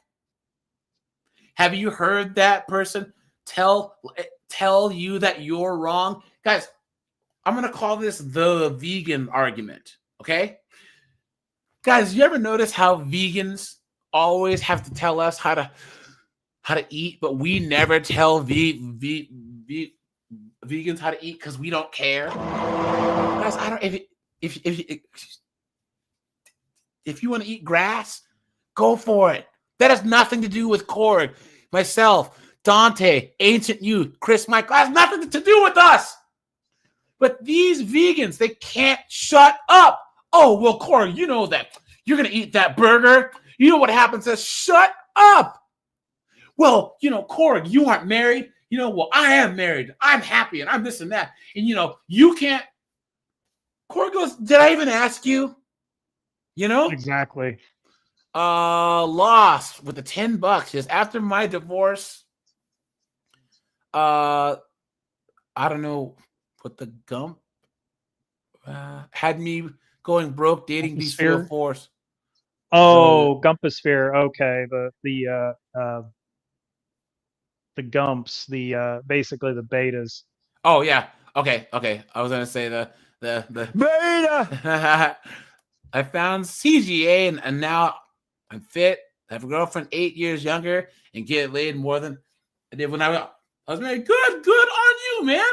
There you go. Hey, I got one.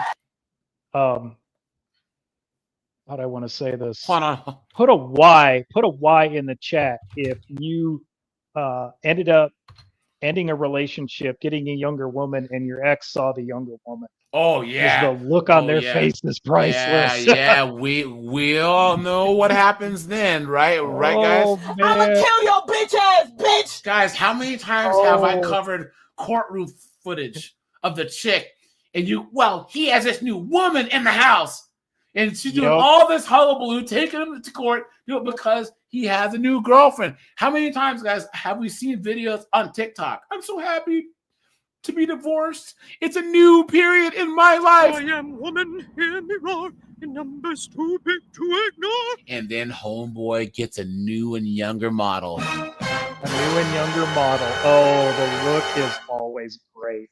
And then how does it always go? I hope you die, bitch.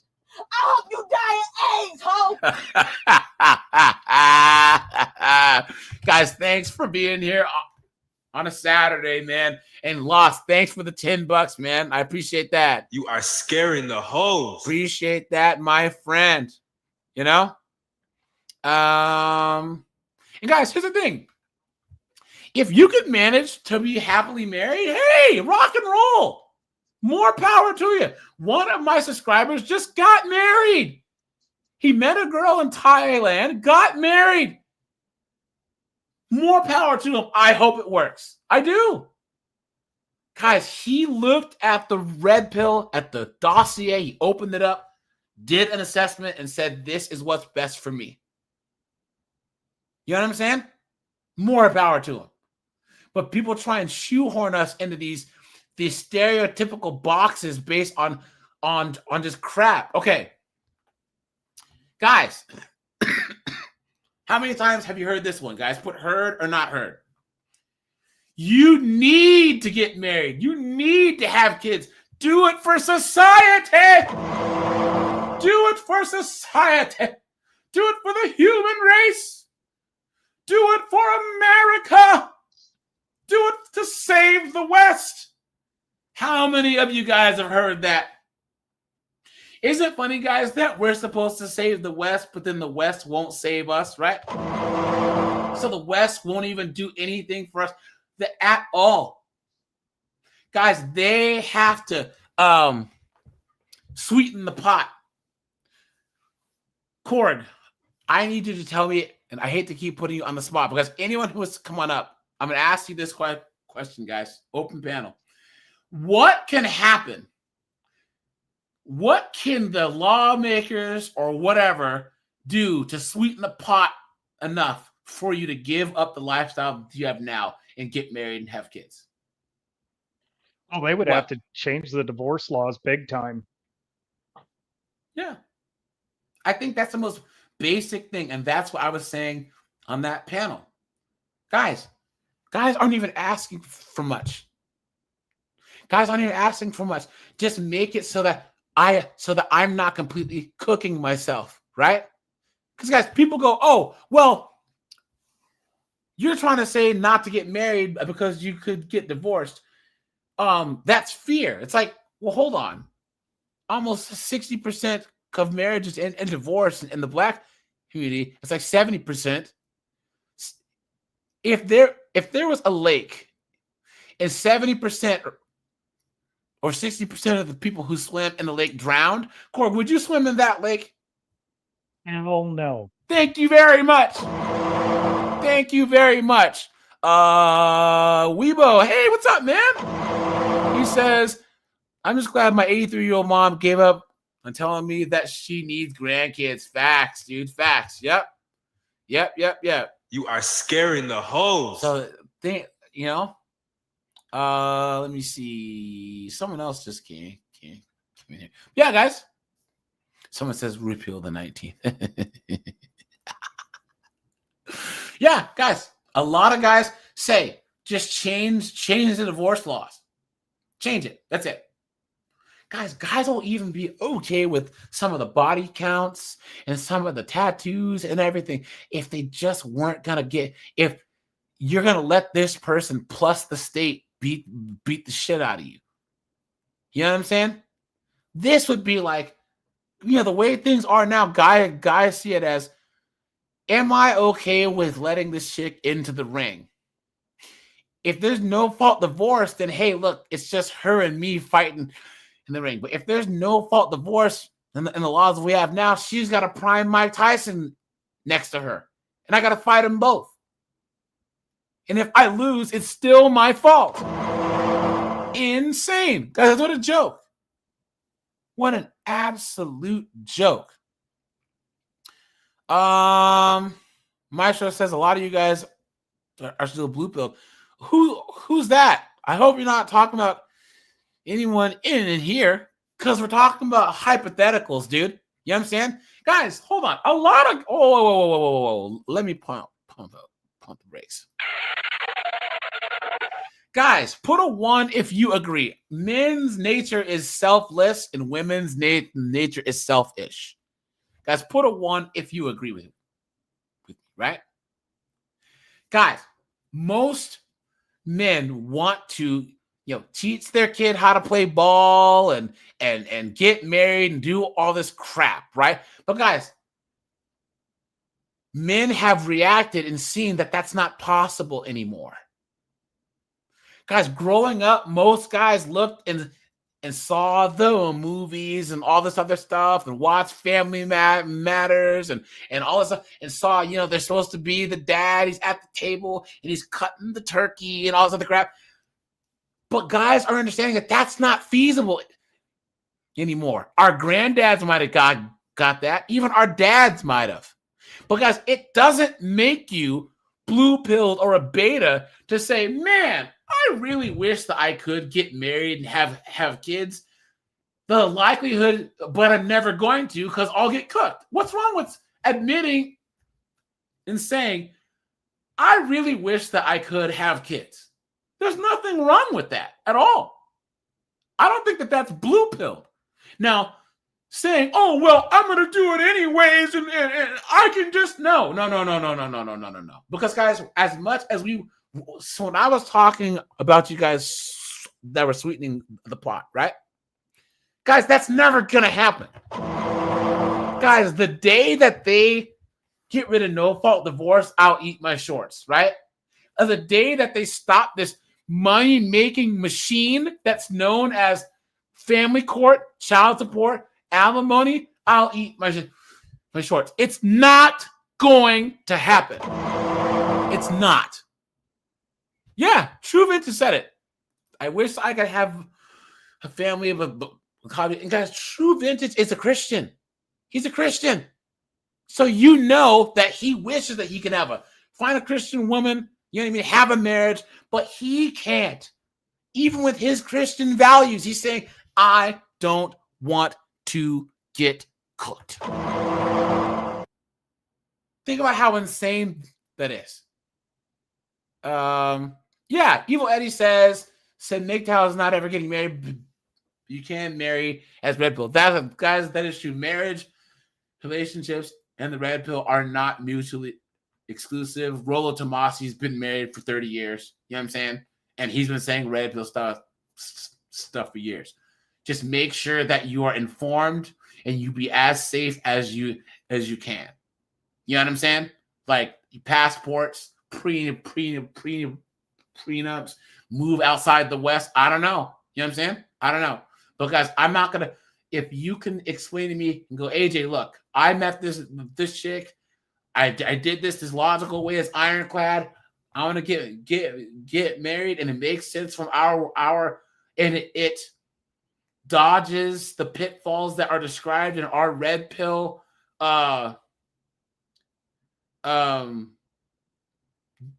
descriptors. Hey, more power to you.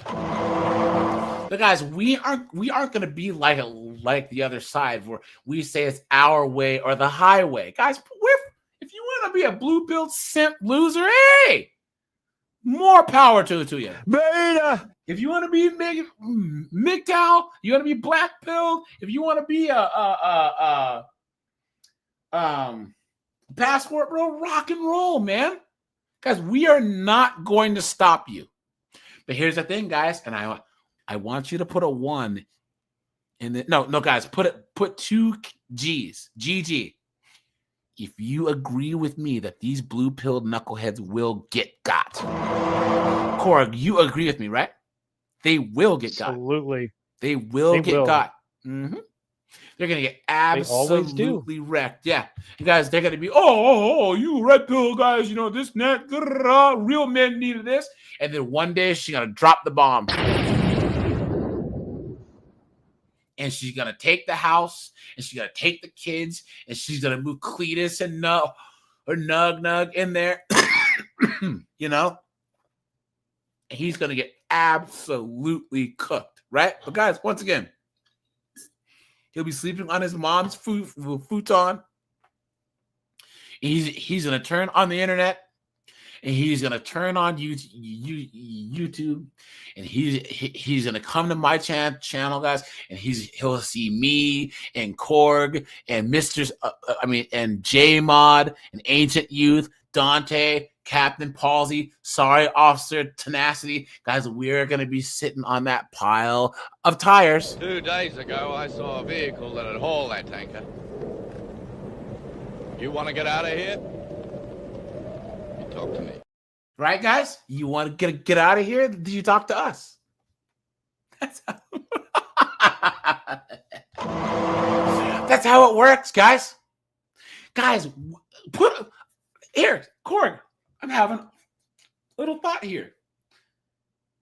Guys, put a 1 if you agree. We are the most welcoming community on the internet. Think about it. Think about it. Guys, men, black, white, old, young, Christian, Muslim, Jewish, rich, poor. If you are red-pilled, you're red-pilled. Like, guys, and you can be the biggest simp. Guys, we don't hold past simping against you. Guys, you're go. Wait. Hold on. Here we go, guys. Here we go. Guys, we truly are an area where your previous sins are washed away. That's true. Think about it, guys. Think about it, right? If you come to Colin Korg, ancient youth, and go, guys, man, I was simping. My ex-wife cheated. I took her back. She cooked me. We're going back. You know what, dude? It's all good, man. It's all good, bro. You're all good. It's like Alcoholics Anonymous. We've all been there. Thank you. Yeah, guys. You can truly wash away your simp sins here.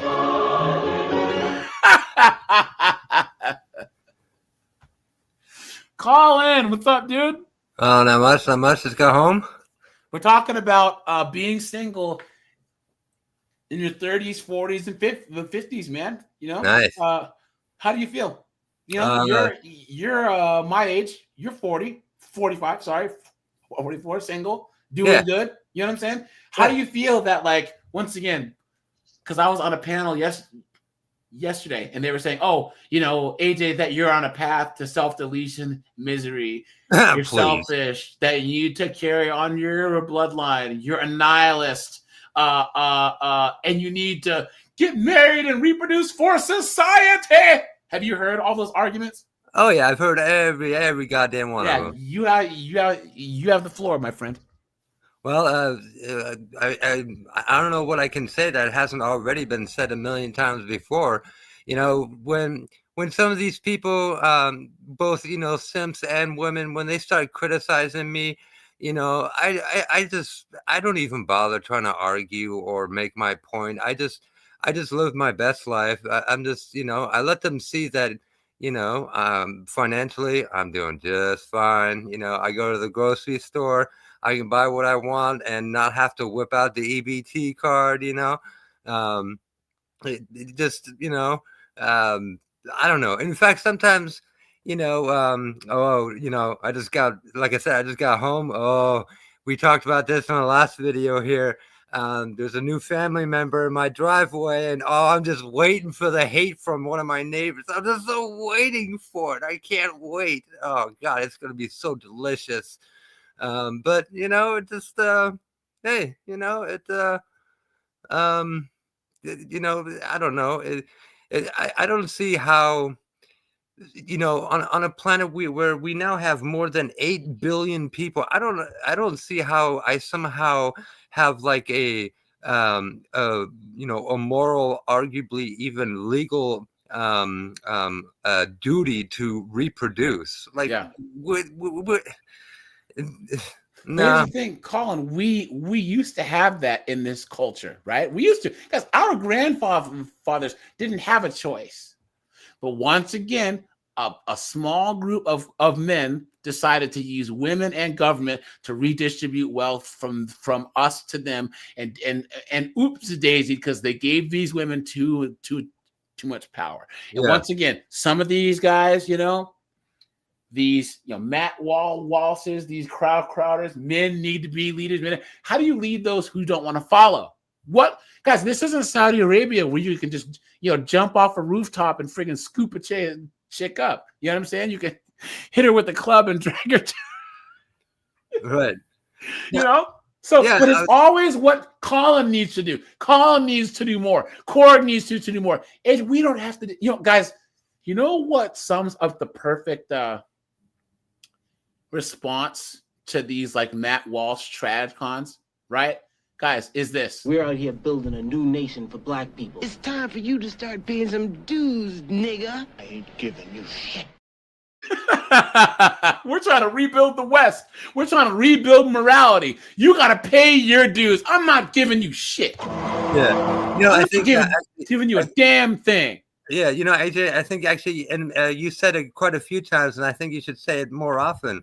You know, all we really got to do, and we don't even have to say, we just have to basically show it through our actions. Yeah. And basically say, or what? Or what? Or what? Yeah. Yeah. Exactly. Or what? Yep. You know, it's like, or what? I'm going to keep living a comfortable, happy life? Oh, man, my gosh. Oh, boy. Oh, gosh, that's got to be rough, you know? Yeah. Yep. So this goes in line with the talk we had earlier about working your way towards financial independence. Yeah, and make yourself essential. And we've all been there where it's like, oh, I forgot today is payday. I have money. Yeah. Yep. Or it's not even payday and I have money, but I don't need to spend it. Yeah, you should get to the point where you're like, oh, I got paid this week because you have so much cash. You know what I'm saying? Like I'm like, I got paid. You know? And guys, once again, real men need to. That's a lot of the stuff that, like, you know, when Andrew Wilson, he was talking to Pearly Things, and then on the panel that I was on, and guys, the panel that I was on, they were cool. They were cool dudes, right?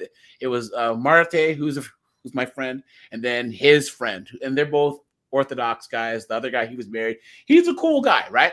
But once again, their worldview, anyone that's outside of their worldview, they believe is nihilistic, immature, blah, blah, blah, blah, blah. So like I said, they're like vegans where they can't let us eat.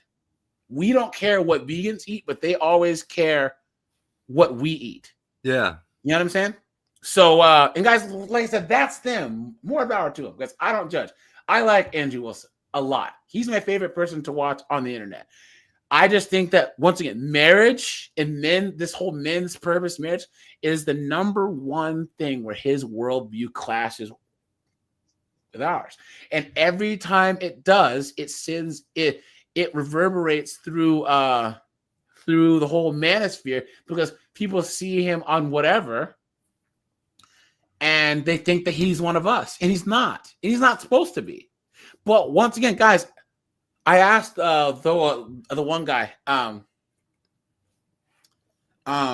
what do women need to do to fix themselves so that an Orthodox man can marry her?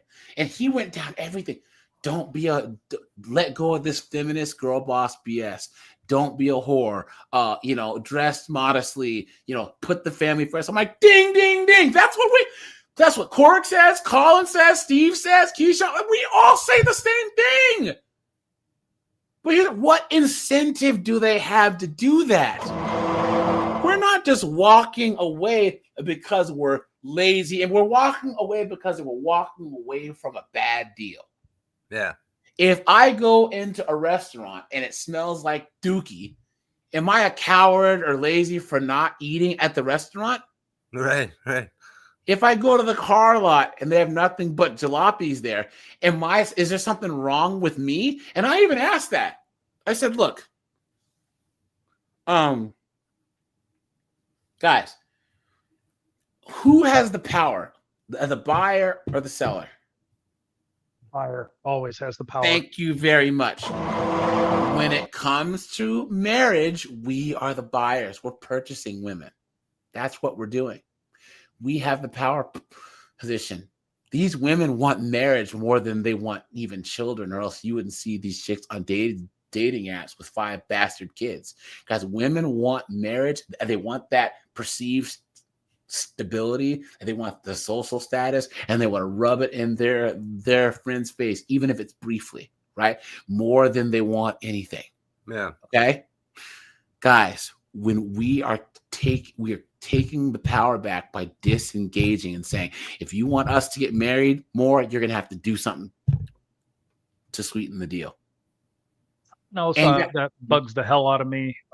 When everybody is saying a real man, who's defining this real man? Thank you. Yeah.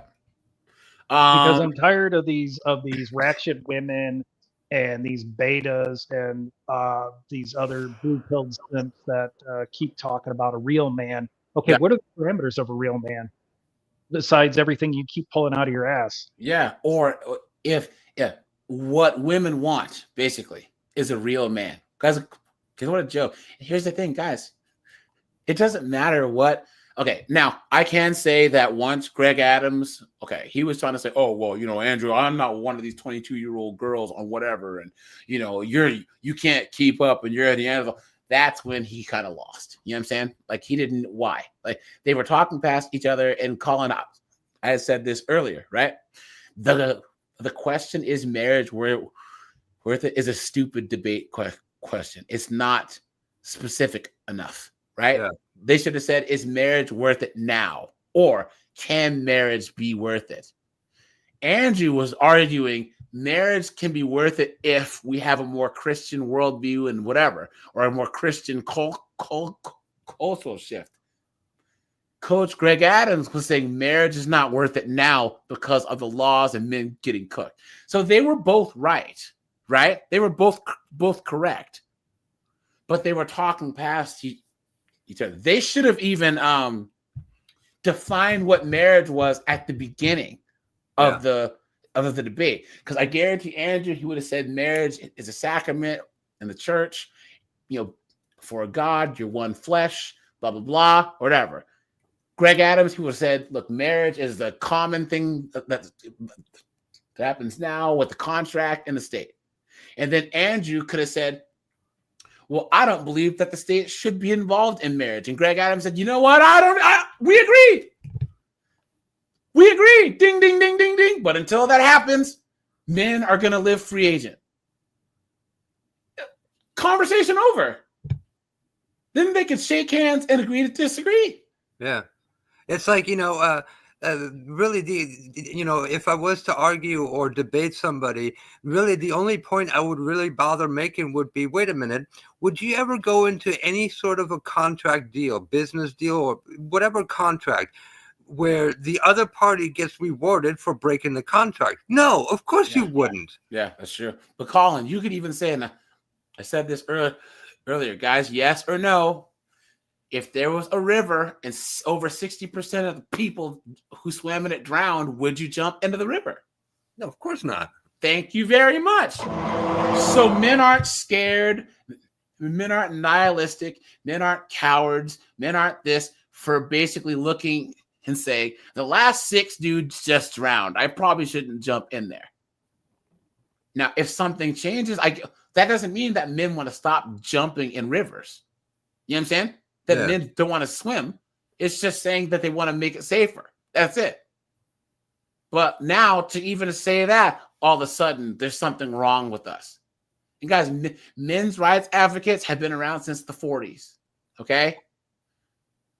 All these knuckleheads, it's not going to work, guys. The only thing that's going to work is us checking out, is men minding their own business. There's going to be a tipping point, guys. There's going to be a tipping point. Something has to change. And it's crazy, guys, because look at the law in Kentucky. They changed the law to give men more power, and divorce went down. They did automatic 50-50 custody, which took power away from women, gave it back to men, and divorces went down. Because women were like, uh-oh, I'm not going to automatically win anymore. Oops. So if they were to actually get rid of no-fault divorce, which they're not going to do, obviously, but if they could, I guarantee a lot more guys would say, oh, you know what? Or even take the state out. You have to go to a church and get married and then do some basic common law. I don't know. But like a lot of guys would, because it's the state that cooks you. The state does. And if you can and you know how the state got involved, right? What do you mean? States were never involved in marriages until the civil rights movements and earlier, back into the 20s. Yeah. And so the states had a lot of miscegenation laws on the books. That's why the states are involved in marriage. And I agree. Get the state out. And if people don't want to get a church wedding, then allow for a civil union. And the civil union should be the type of contract that where if one party says that maybe it should be up for a renewal. Yeah. Because I've heard some guys that have thrown that out to say, you know what, maybe every 10 years that contract ought to be up for renewal.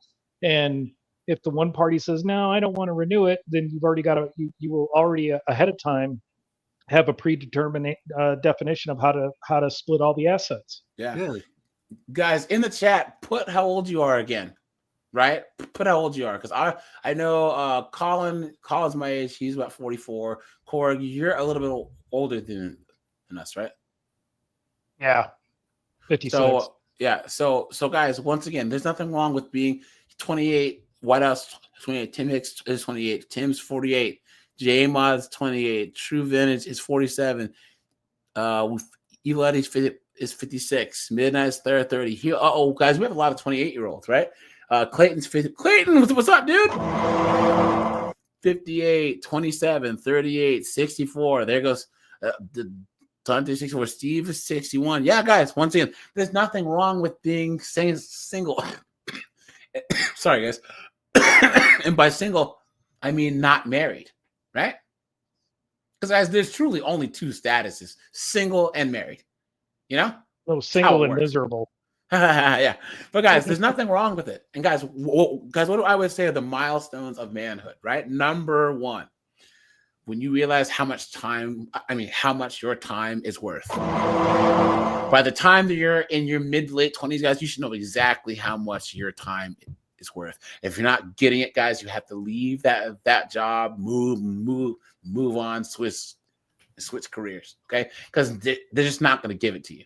Number two, when you realize that your mom and dad aren't just mommy and daddy anymore. You know what I'm saying? They're two people who tried as hard as they could, well, for the most part, but they put their draws on one leg at a time, and they shouldn't be able to heavily influence you anymore. And number three, guys, you do not let these people freaking shame you, okay? Guys, please consider the source, okay?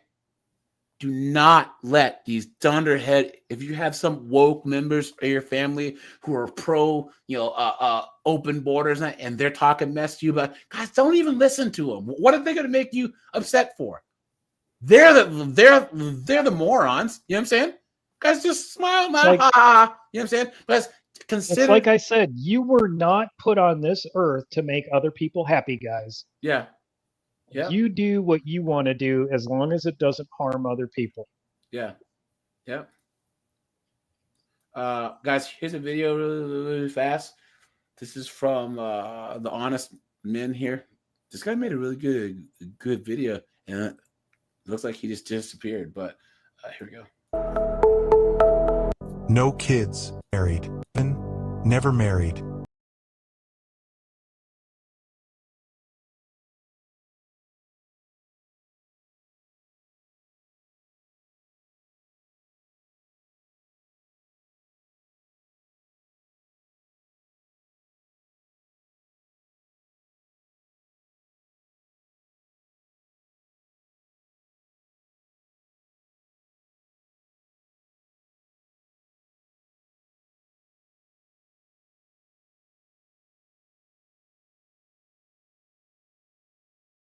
Or working on your Chevelle. You know what I'm saying? Hold on. This isn't the right one, but hold on. But it was mine. Cried. I almost cried. Not exactly a Nicholas Sparks moment, but it was mine.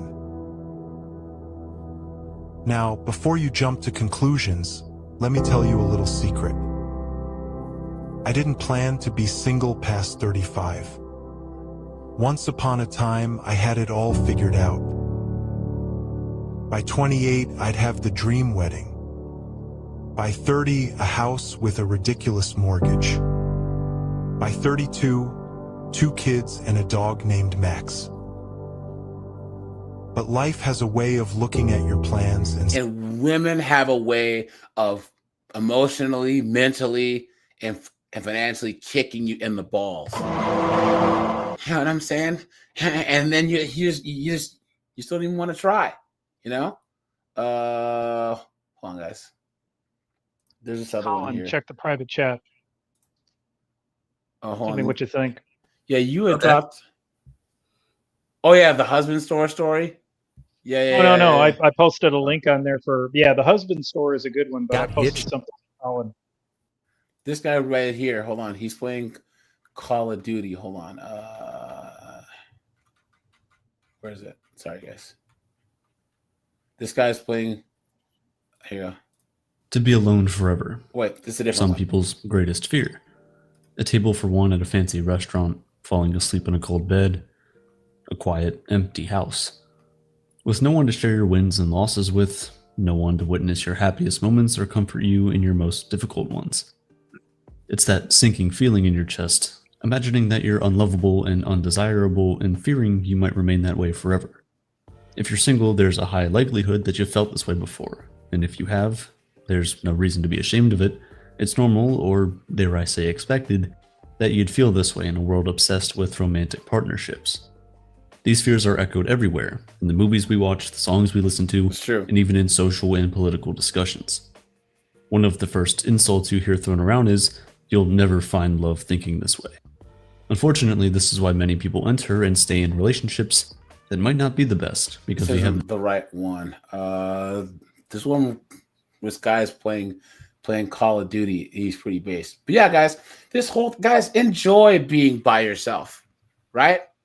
Guys, you can do whatever you want. All you got to worry about is going to work and paying the bills. That's it. I'll find it here in a second, guys. But yeah, guys, and here's the thing. Once again, Colin, isn't it funny how when women are like, "Oh, we're gonna be alone," I'm gonna be, choose to not date and be single by the choice and be alone. All of a sudden, it's I am woman, hear me roar, in numbers too big to ignore. But when men do it, there's something wrong with us and we're a threat. Isn't it funny how that works? Yeah. Right? The double standard. Isn't that hilarious?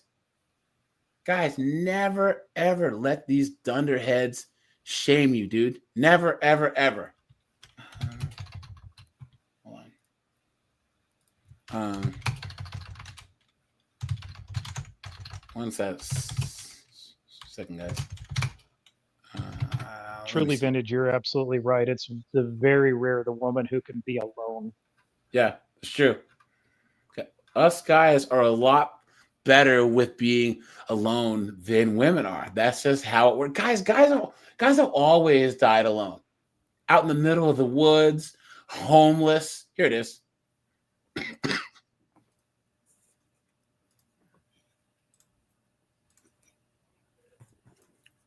Here you go. What is going on, everybody? It's good to be back. Today, I just wanted to dip my toes back in the water, get the ball rolling, get this channel going again. So I wanted to just tackle a topic that hits very close to home, and that is life as a single man past the average age of marriage. So I'm 29 years old. I'm rapidly approaching 30, just a few months left. And I'm getting to that age where everyone's like, "Ooh, the big 3-0. Got to get everything in order. Got to think about the rest of your life. You got to have everything mapped out. You got to be on the path to that picket fence with the dog and the 2.5 kids and the wife. All that jazz, or else, it's like, or else, you don't have it, you're doomed to a life of misery and that's the doom and gloom that we get from the trad cons, guys. Oh, Korg, you just can't be single, or you're gonna be popping pills and eating a friggin' slug at one point, eating a double barrel. You know what I'm saying? Promise? It's ridiculous, That's guys. what I tell them, and they don't know what to say. Yeah, and here's the thing, Colin. Have you ever had a guy? He said, "Colin, I'm happily married," and you didn't say, "Well, I don't believe you," right? You just say, "All right, dude, But why is it that when Colin says, I'm chilling, I'm single, happy in the bucket run, I don't believe you. There's no way. Right. Come on, man. Oblivion and just a forgotten footnote in history. Sort of like the threat people kind of toss at you if you don't have everything in order by 30. Yeah, you'll be a genetic dead end, or you're gonna contribute to the downfall of society. Guys, I said it once and I'll say it again. That ain't got shit to do with me. Hey, that ain't got shit to do with me. That ain't got shit to do with me. Hey, that ain't got shit to do with me. Guys, I don't care. I don't care. So I'm at that age, and some of my family has expressed their concern to me. I was on a vacation a couple months ago. I hadn't seen my dad in a while. My dad lives across the country. I hadn't seen him in a while. And we're on vacation, bunch of family, very nice time. And randomly, on the first night, out of nowhere, we were walking to a restaurant.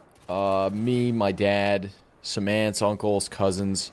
Well, my dad pulls me aside, and we're behind everybody, so no one could hear.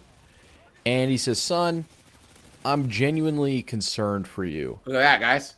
I think you really need to start considering marriage, long-term relationship, dating, all that stuff." Just giving me the spiel. Keep in mind, my parents literally got divorced, like, after 6 or 7 years of marriage.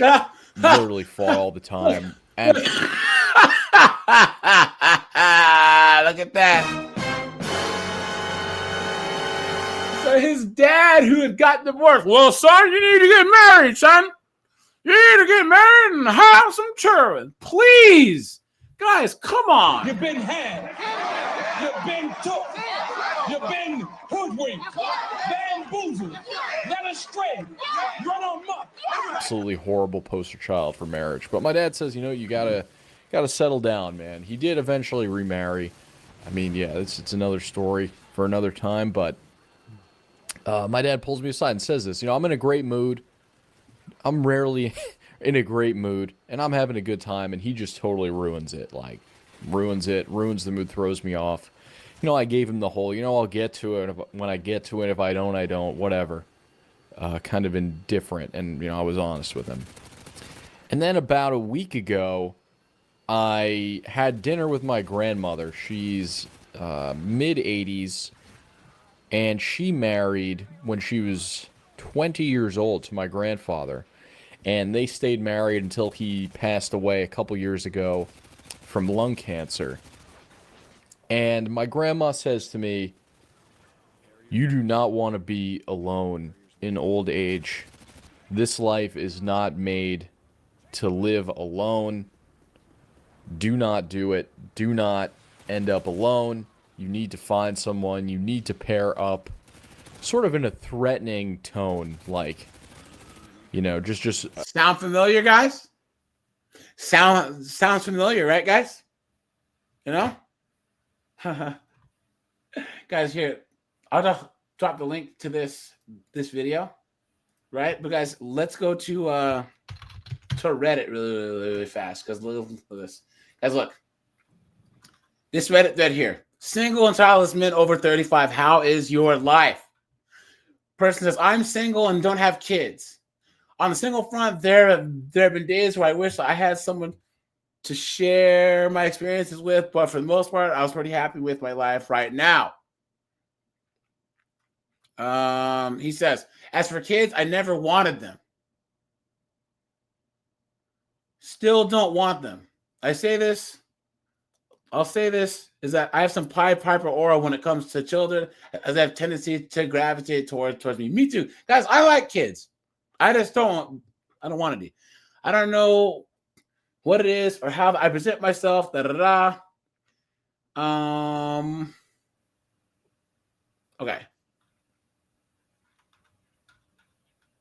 Person says, 3 of my male friends aged 42, 43 and 56 are single and childless.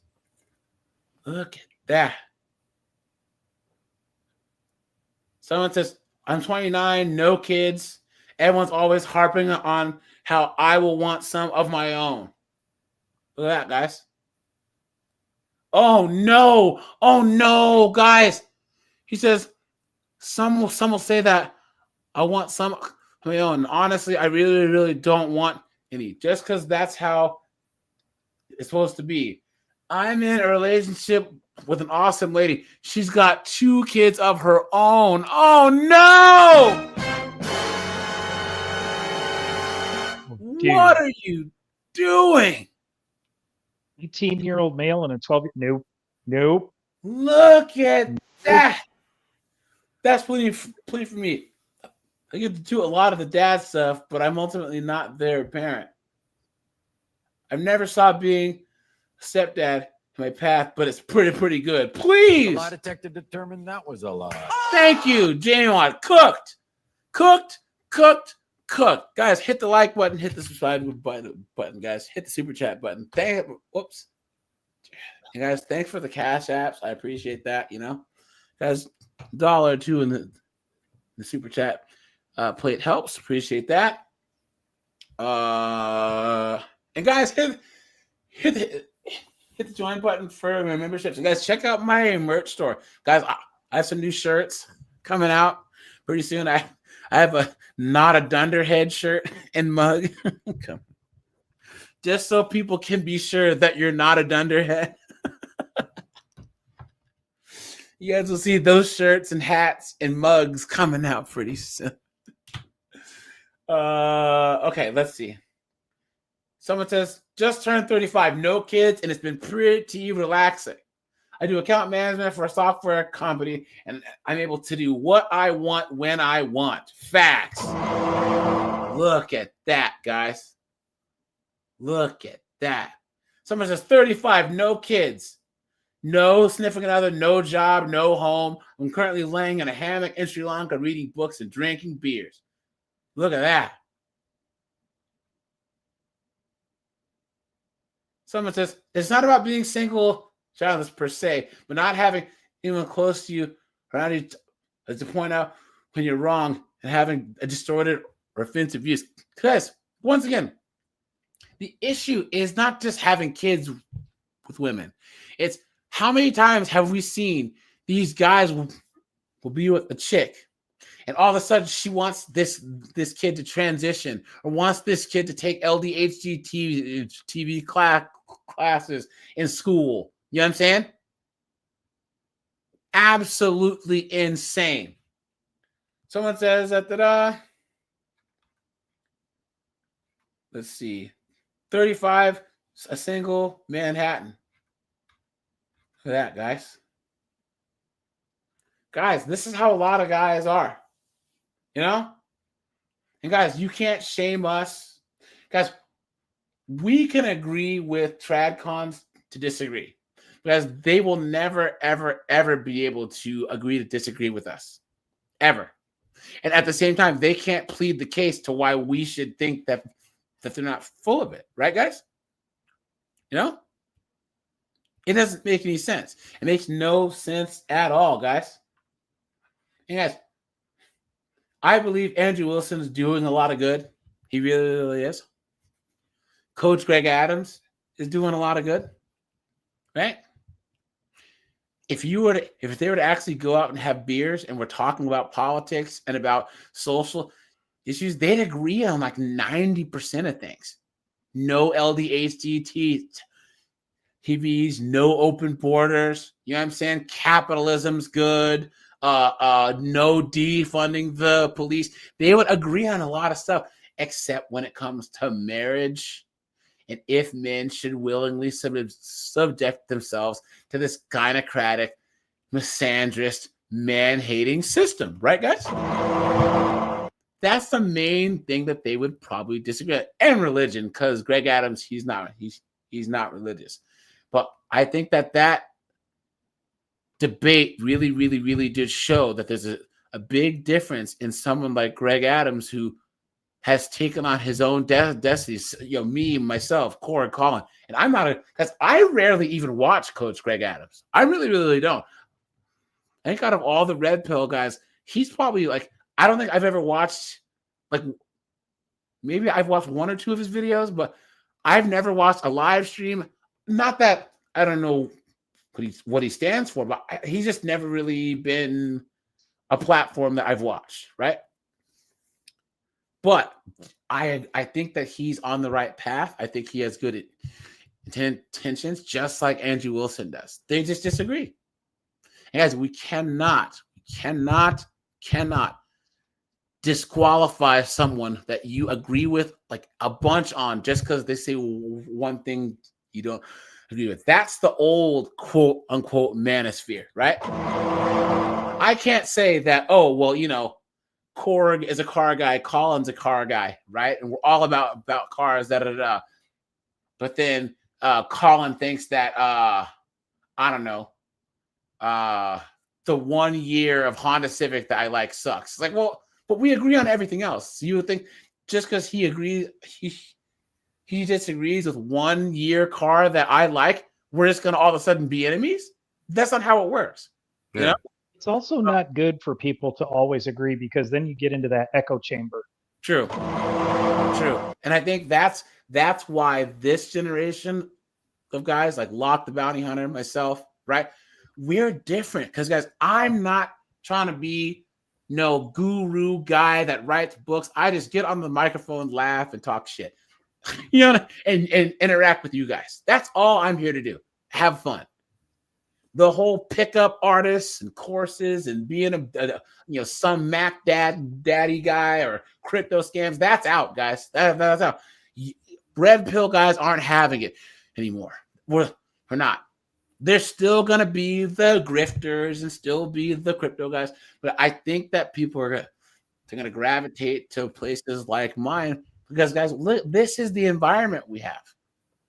We grow in this community together, and even though, so for instance, I disagree with Korg on a big thing, a big deal, right? Did I kick Korg off the channel because he doesn't like IPAs? Well, you son of a bitch! How dare you? Right, guys? That's blasphemy in my. We can either drink good beer or drink your beer. Take your choice. I said we can either have good beer or your beer. Take your choice. See. Now, if I was some wokey woke, some bull ring wearing lesbian looking chick, or if I was some tradcon, we would be going at each other on Twitter. Oh, Korg's a piece of trash. He never was good. Da da da da da da da. Right? But that's not how it is over here. Tenacity, really. You're banned too. Oh man, no. You're banned too. Mead is awesome. Okay, hold up. So sour IPAs are disgusting. The IPA period, but mead is awesome. Mead is gross. It's too sweet. Oh. All right, hold on. Someone did a super chat. Dr. Gonzo says enjoying the show, guys. I'm gonna do more lives and videos like this. Where we talk about these types of, because I usually react to more things because I'm going to talk about this stuff more and more, guys. There's nothing wrong with how you have your life right now. Don't let anyone tell you. These people who have the solutions, guys, let their solutions. If they want to change the world, let them change the world first, and then say that you'll participate, right? Andrew Wilson wants to have a explosion in orthodoxy so that there's a whole bunch of chicks that are being, hey, do it, and then we'll see, right? Rock and roll. More power to him, But until then, we'll be chilling, drinking bourbon, drinking scotch, drinking beer, working on our old cars, playing guitar. You know what I'm saying? That's what we're going to be doing and keeping our money right where it is. Not playing a losing game, not playing a game that's rigged, that's basically made to destroy us at this point, and not basically saying, and not presupposing that men just magically stepping up to do nebulous thing is going to make things better. That's one thing I never understood. Dr. Gonzo, thanks for the $5, man. You are scaring the hoes. Colin, Core, what is this whole men just need to step up? Step up and do what? Right. That's what I'm asking. It doesn't make any sense. What is a real man, and what do we have to step up to do? I don't understand it. I don't. We cannot force these women to do anything. We can't. Right. And it's like what these guys are saying to the women. Well, what are you doing? Yeah. Well, I just have to be here. No, that's not how it works. Yeah. Yeah. I don't understand it, guys. But here's the thing. Just don't pay any attention to it. I don't. Guys, we meet everyone that's in this chat, everyone who calls into this show. I know you guys are out there, being productive, right? Improving yourselves, being the best versions yourselves. So I know that from week to week, if I talk to Colin, he'll be doing better than he was doing last week. If I talk to Corey, he'll be doing better. And that you don't think that that's going to mean that they're happier, that they're more satisfied and more content than the last time I talked to them? That's just the thing, man, that people don't understand. My way or the highway. If you're either part of my worldview or my clique, or you're miserable, or you're this, or you're insert negative thing. Well, we're actually the most tolerant because we say, be a simp, be a blue pill, get married. Doesn't affect me. Marry a single mom. Hey, if that's what you want to do it. Hey, rock and roll, man. Do it. We won't do it, but hey, we're not going to go kick in someone's door and be like, you shouldn't. It's not going to happen. Guys, I want to show you guys one more thing, and then I'm going to shut the stream down here. One second, guys. A couple things I'll show you guys. Hold on. This. And then, guys, make sure to drop a like on the stream. I appreciate that. It's good to see you guys. Hold on. I just want to call out to Evil Eddie. I drink beer to make other people interesting. And tequila. Guys, you guys have heard that that whole 6'7" these kids are talking about. What is that? I have not bothered to look it up. That they can make you say to like because it's funny. Like it'd be like saying it's like that's what she said, that type thing. So they try and make you say 6'7" because it's just funny because it's their inside thing to make you say so that they can laugh. So guys, look at this. You guys remember this, guys? Really? That's all it is? Yeah. This is our 6.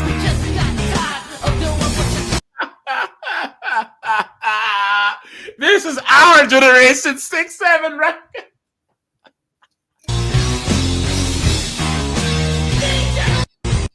That's our 6'7" right there. Guys, look at these comments. Someone says, how many times did I get detention for doing this?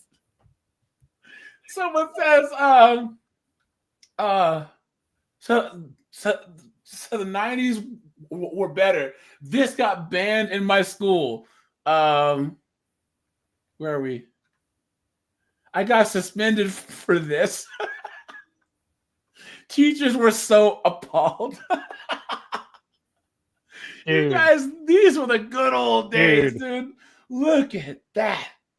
I come from the generation where when we were in elementary grades, 2, 3, 4, 5, you could not use the word fart or you would get in trouble. Not joking. Fart was considered a dirty word. Look at that, man. Look at that, man. So good. And then, guys, here we go. Okay, now, guys, a street race. And there's a chick in the middle. All right. I'll make this bigger. Okay. Watch. Oops. I've seen that one. Watch.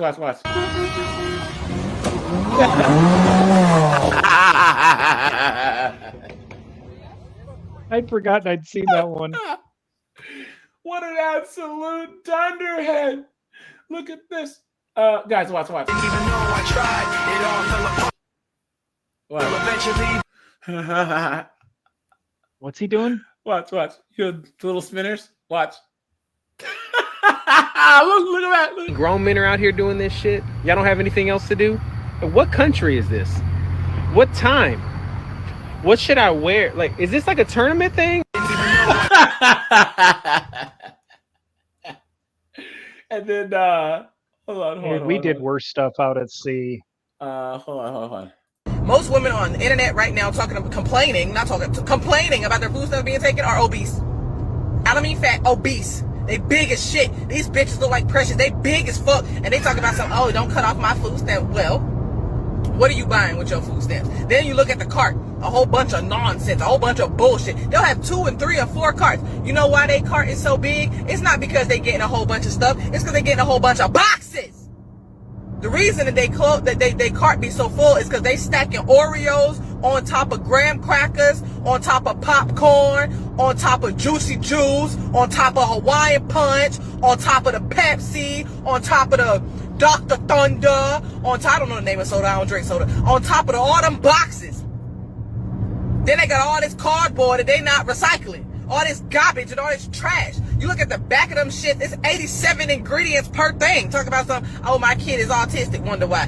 My kid, I got ADHD, wonder why. My kid, he misbehaving at school, wonder why. My child had to be held back because he can't read, wonder why. My child is 7, 8, 9 and not potty trained, wonder why. Because you poisoning your children with this bullshit. I'm so sick of these hoes, like, it make me sick. And I got a friend to do it, and yes, I'm gonna call you out, bitch, because I couldn't believe you did this shit. She is so smart, she is so great, she is so amazing. Boy, when the government gave her that food stamp, she stopped cooking. That girl get $900 a month, she only got 4 kids. Not only, but she only got 4 kids. You don't need $900 for that. Them kids don't even eat. They don't even eat. I was at the house with them I was at the house for like 3 days straight. Them kids didn't eat a fucking thing all day.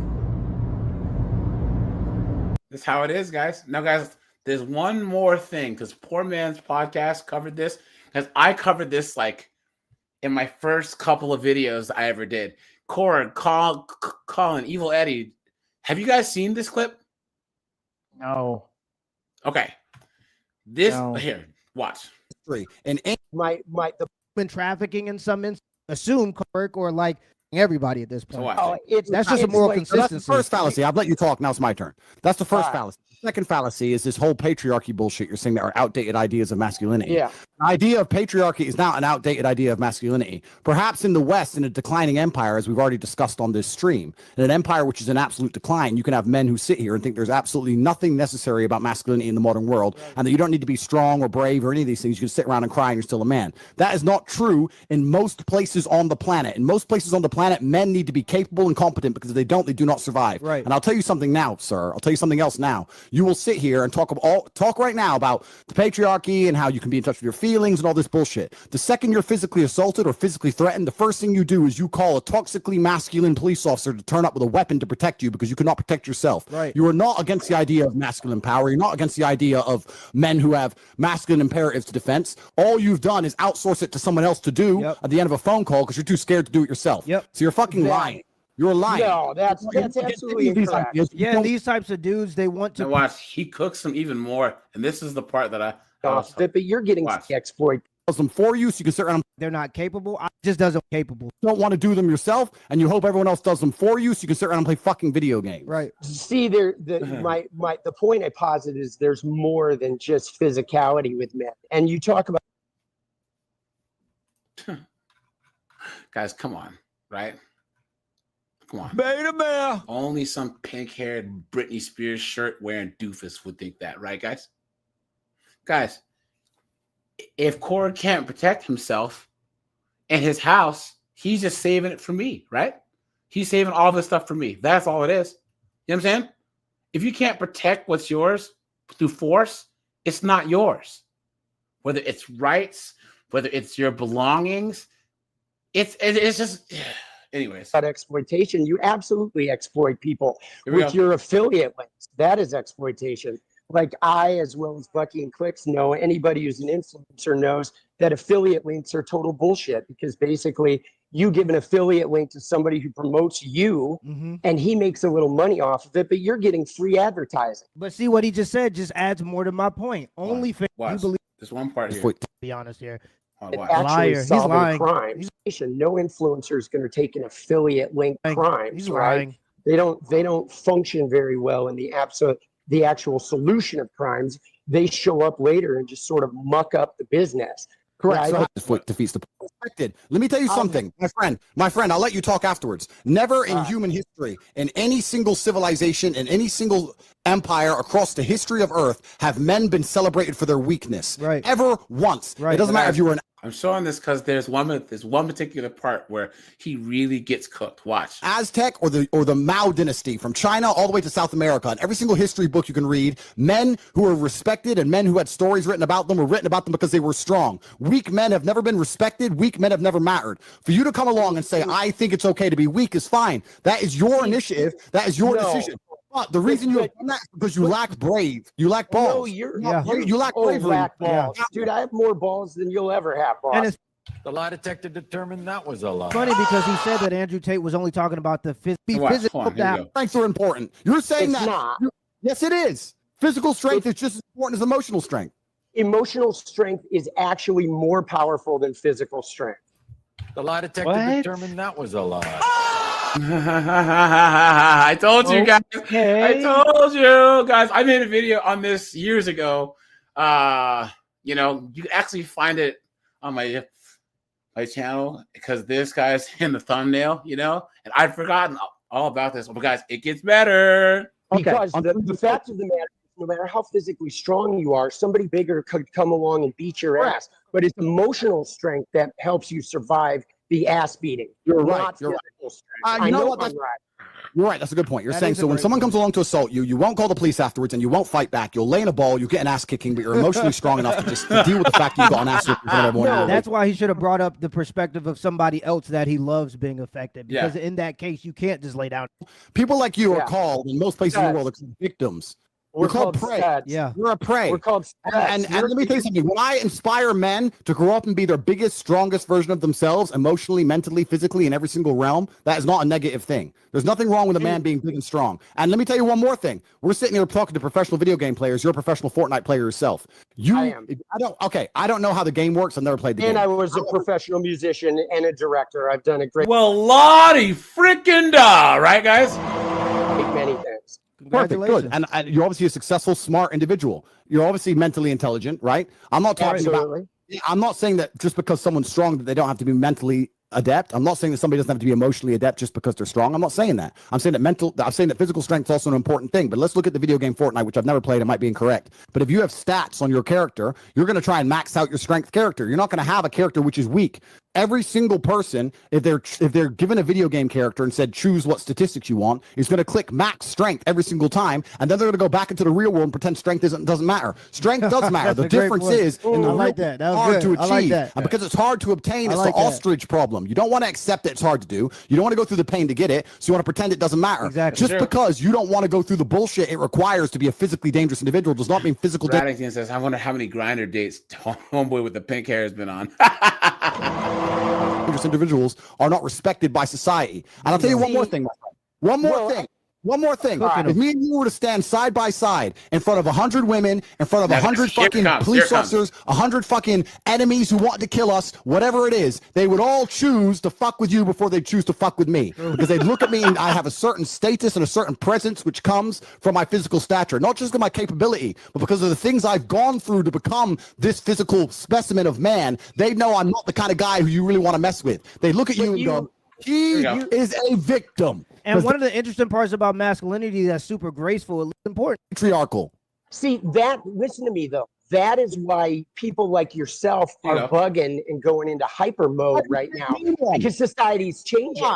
It's not because of the patriarchy, whether and digging and hunting, and the women would start gathering on a ship, and the ship got shipwrecked. The men would start building and digging and hunting, and the women would start gathering and doing what women are naturally adept at. Because when it comes down to survival, you have to do what you are most competent at. And men are more competent at certain things, and females are more competent at certain things. I'm Not all men.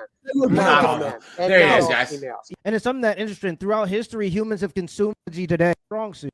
So the reason you cannot name one from history, were destroyed. Functions better as a patriarch. So let's just be honest. Patriarchal societies are more competitive than any other type of society because society functions better as a patriarchy. So the reason you cannot name a single society in history that was not a patriarchy is because all of the societies, and I'm sure there were some, which were not patriarchal, were destroyed by patriarchal societies. They were wiped off the face of the planet because they are not competitive.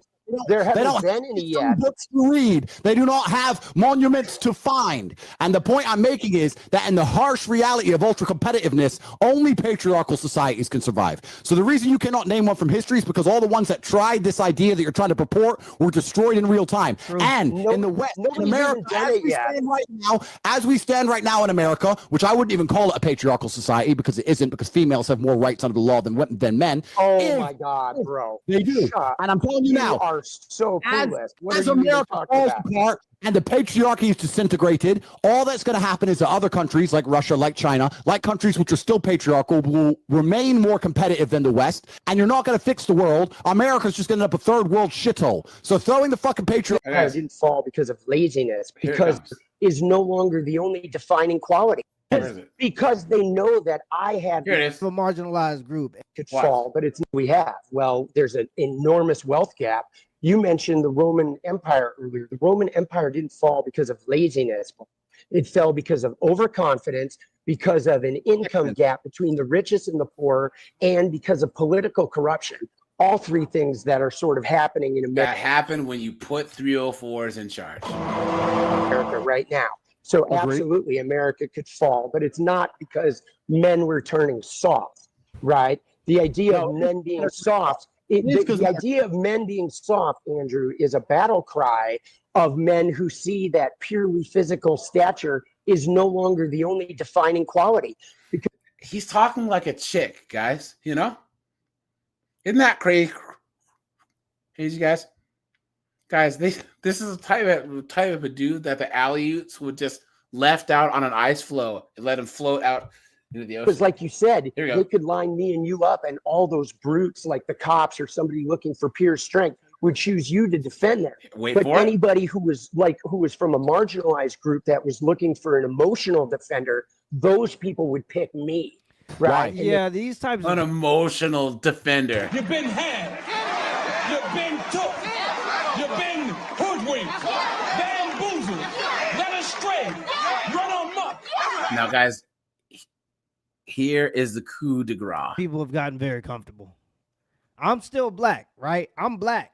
I have a because they know that I have the inner strength to actually have an openness and a vulnerability that can. Why? Because you're weak. Oh, the white savior, guys. Oh yeah. I'm a black guy, guys, so I need this pink-haired douchebag to come and save me, guys, because of his emotional strength. Yeah, that's what I need.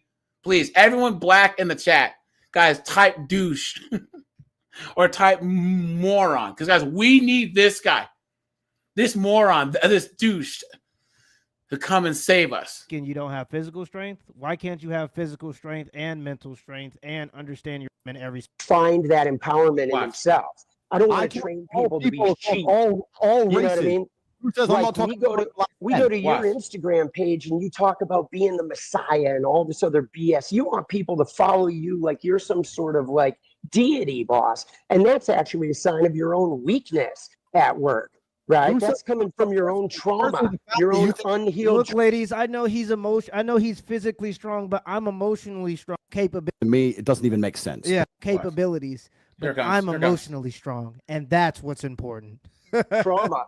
Firstly, the fact you think that you're talking to marginalized people more than me, it doesn't even make sense. Yeah. Because I'm talking to groups of people, you're talking to groups of people, and both of them includes marginalized communities. Secondly, the fact that I am actually the fact that I'm actually mixed race, that I grew up in the south side of Chicago with my father. Absolutely.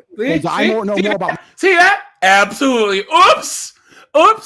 His whole woke argument just fell apart. Guys, watch. His whole demeanor changes. Oops. Oh, snap. I'm talking to a black guy? I thought I was talking to a cisgendered hetero white man, right? That's the only argument these woke pieces of trash have is Colin Corey, you're white guy, shut up. As he's a white guy saying this. But guess what, guys? Tate's dad is black. Oops. He's a black guy. Oops. Look at that. Yeah, because I'm talking to groups of people, you're talking to groups of people, and both of them includes marginalized communities. Secondly, the fact that I am actually mixed race. That I grew up in the South Side of Chicago with my father. Absolutely. I know more about marginalized communities than you do, because you are as white as they fucking come, and you're sitting there talking about to a marginalized person. Absolutely. I never woke up and thought I'm brown, so I had to find this white guy with pink hair to fight for me. I woke up and fought for myself. And that is the point. You know when you fight for yourself when you're a man. That requires all forms of power. Whether it be You see? You see his face?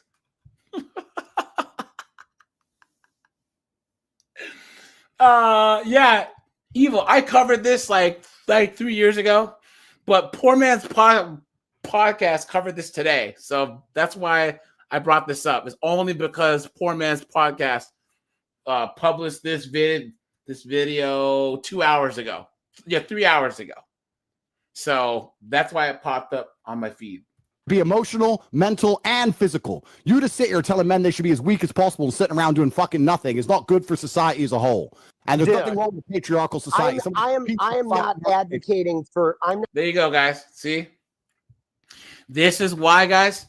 I only pull the race card on the wokey wokes, right? I only pull the race card on these white chicks. I always go, why are you trying to woke explain oppression to me? You know? And it always shuts them up. It always does. They have no argument other than, oh, well, you're white. It's like, well, I'm not white. Now what?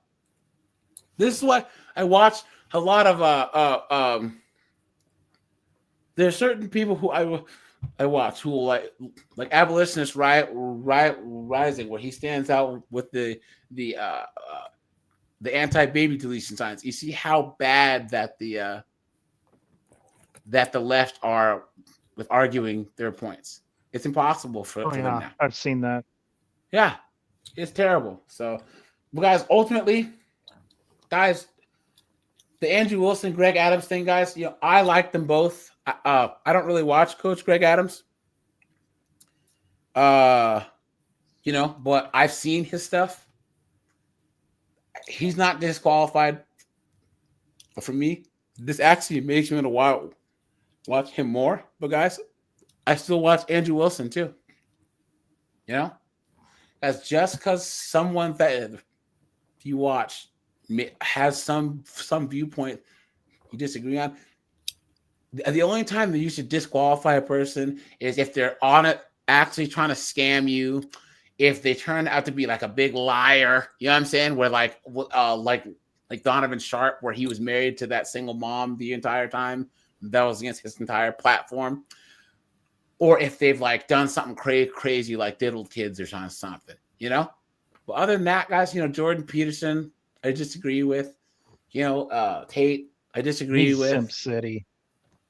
Who's this? He's Peterson's gone so Simp City. It's not funny. You know, I don't agree. Wasn't with Crowder cooked in divorce court? Yeah. Yep. Yeah, and he was still arguing with Myron the other day. Oh God, I don't understand.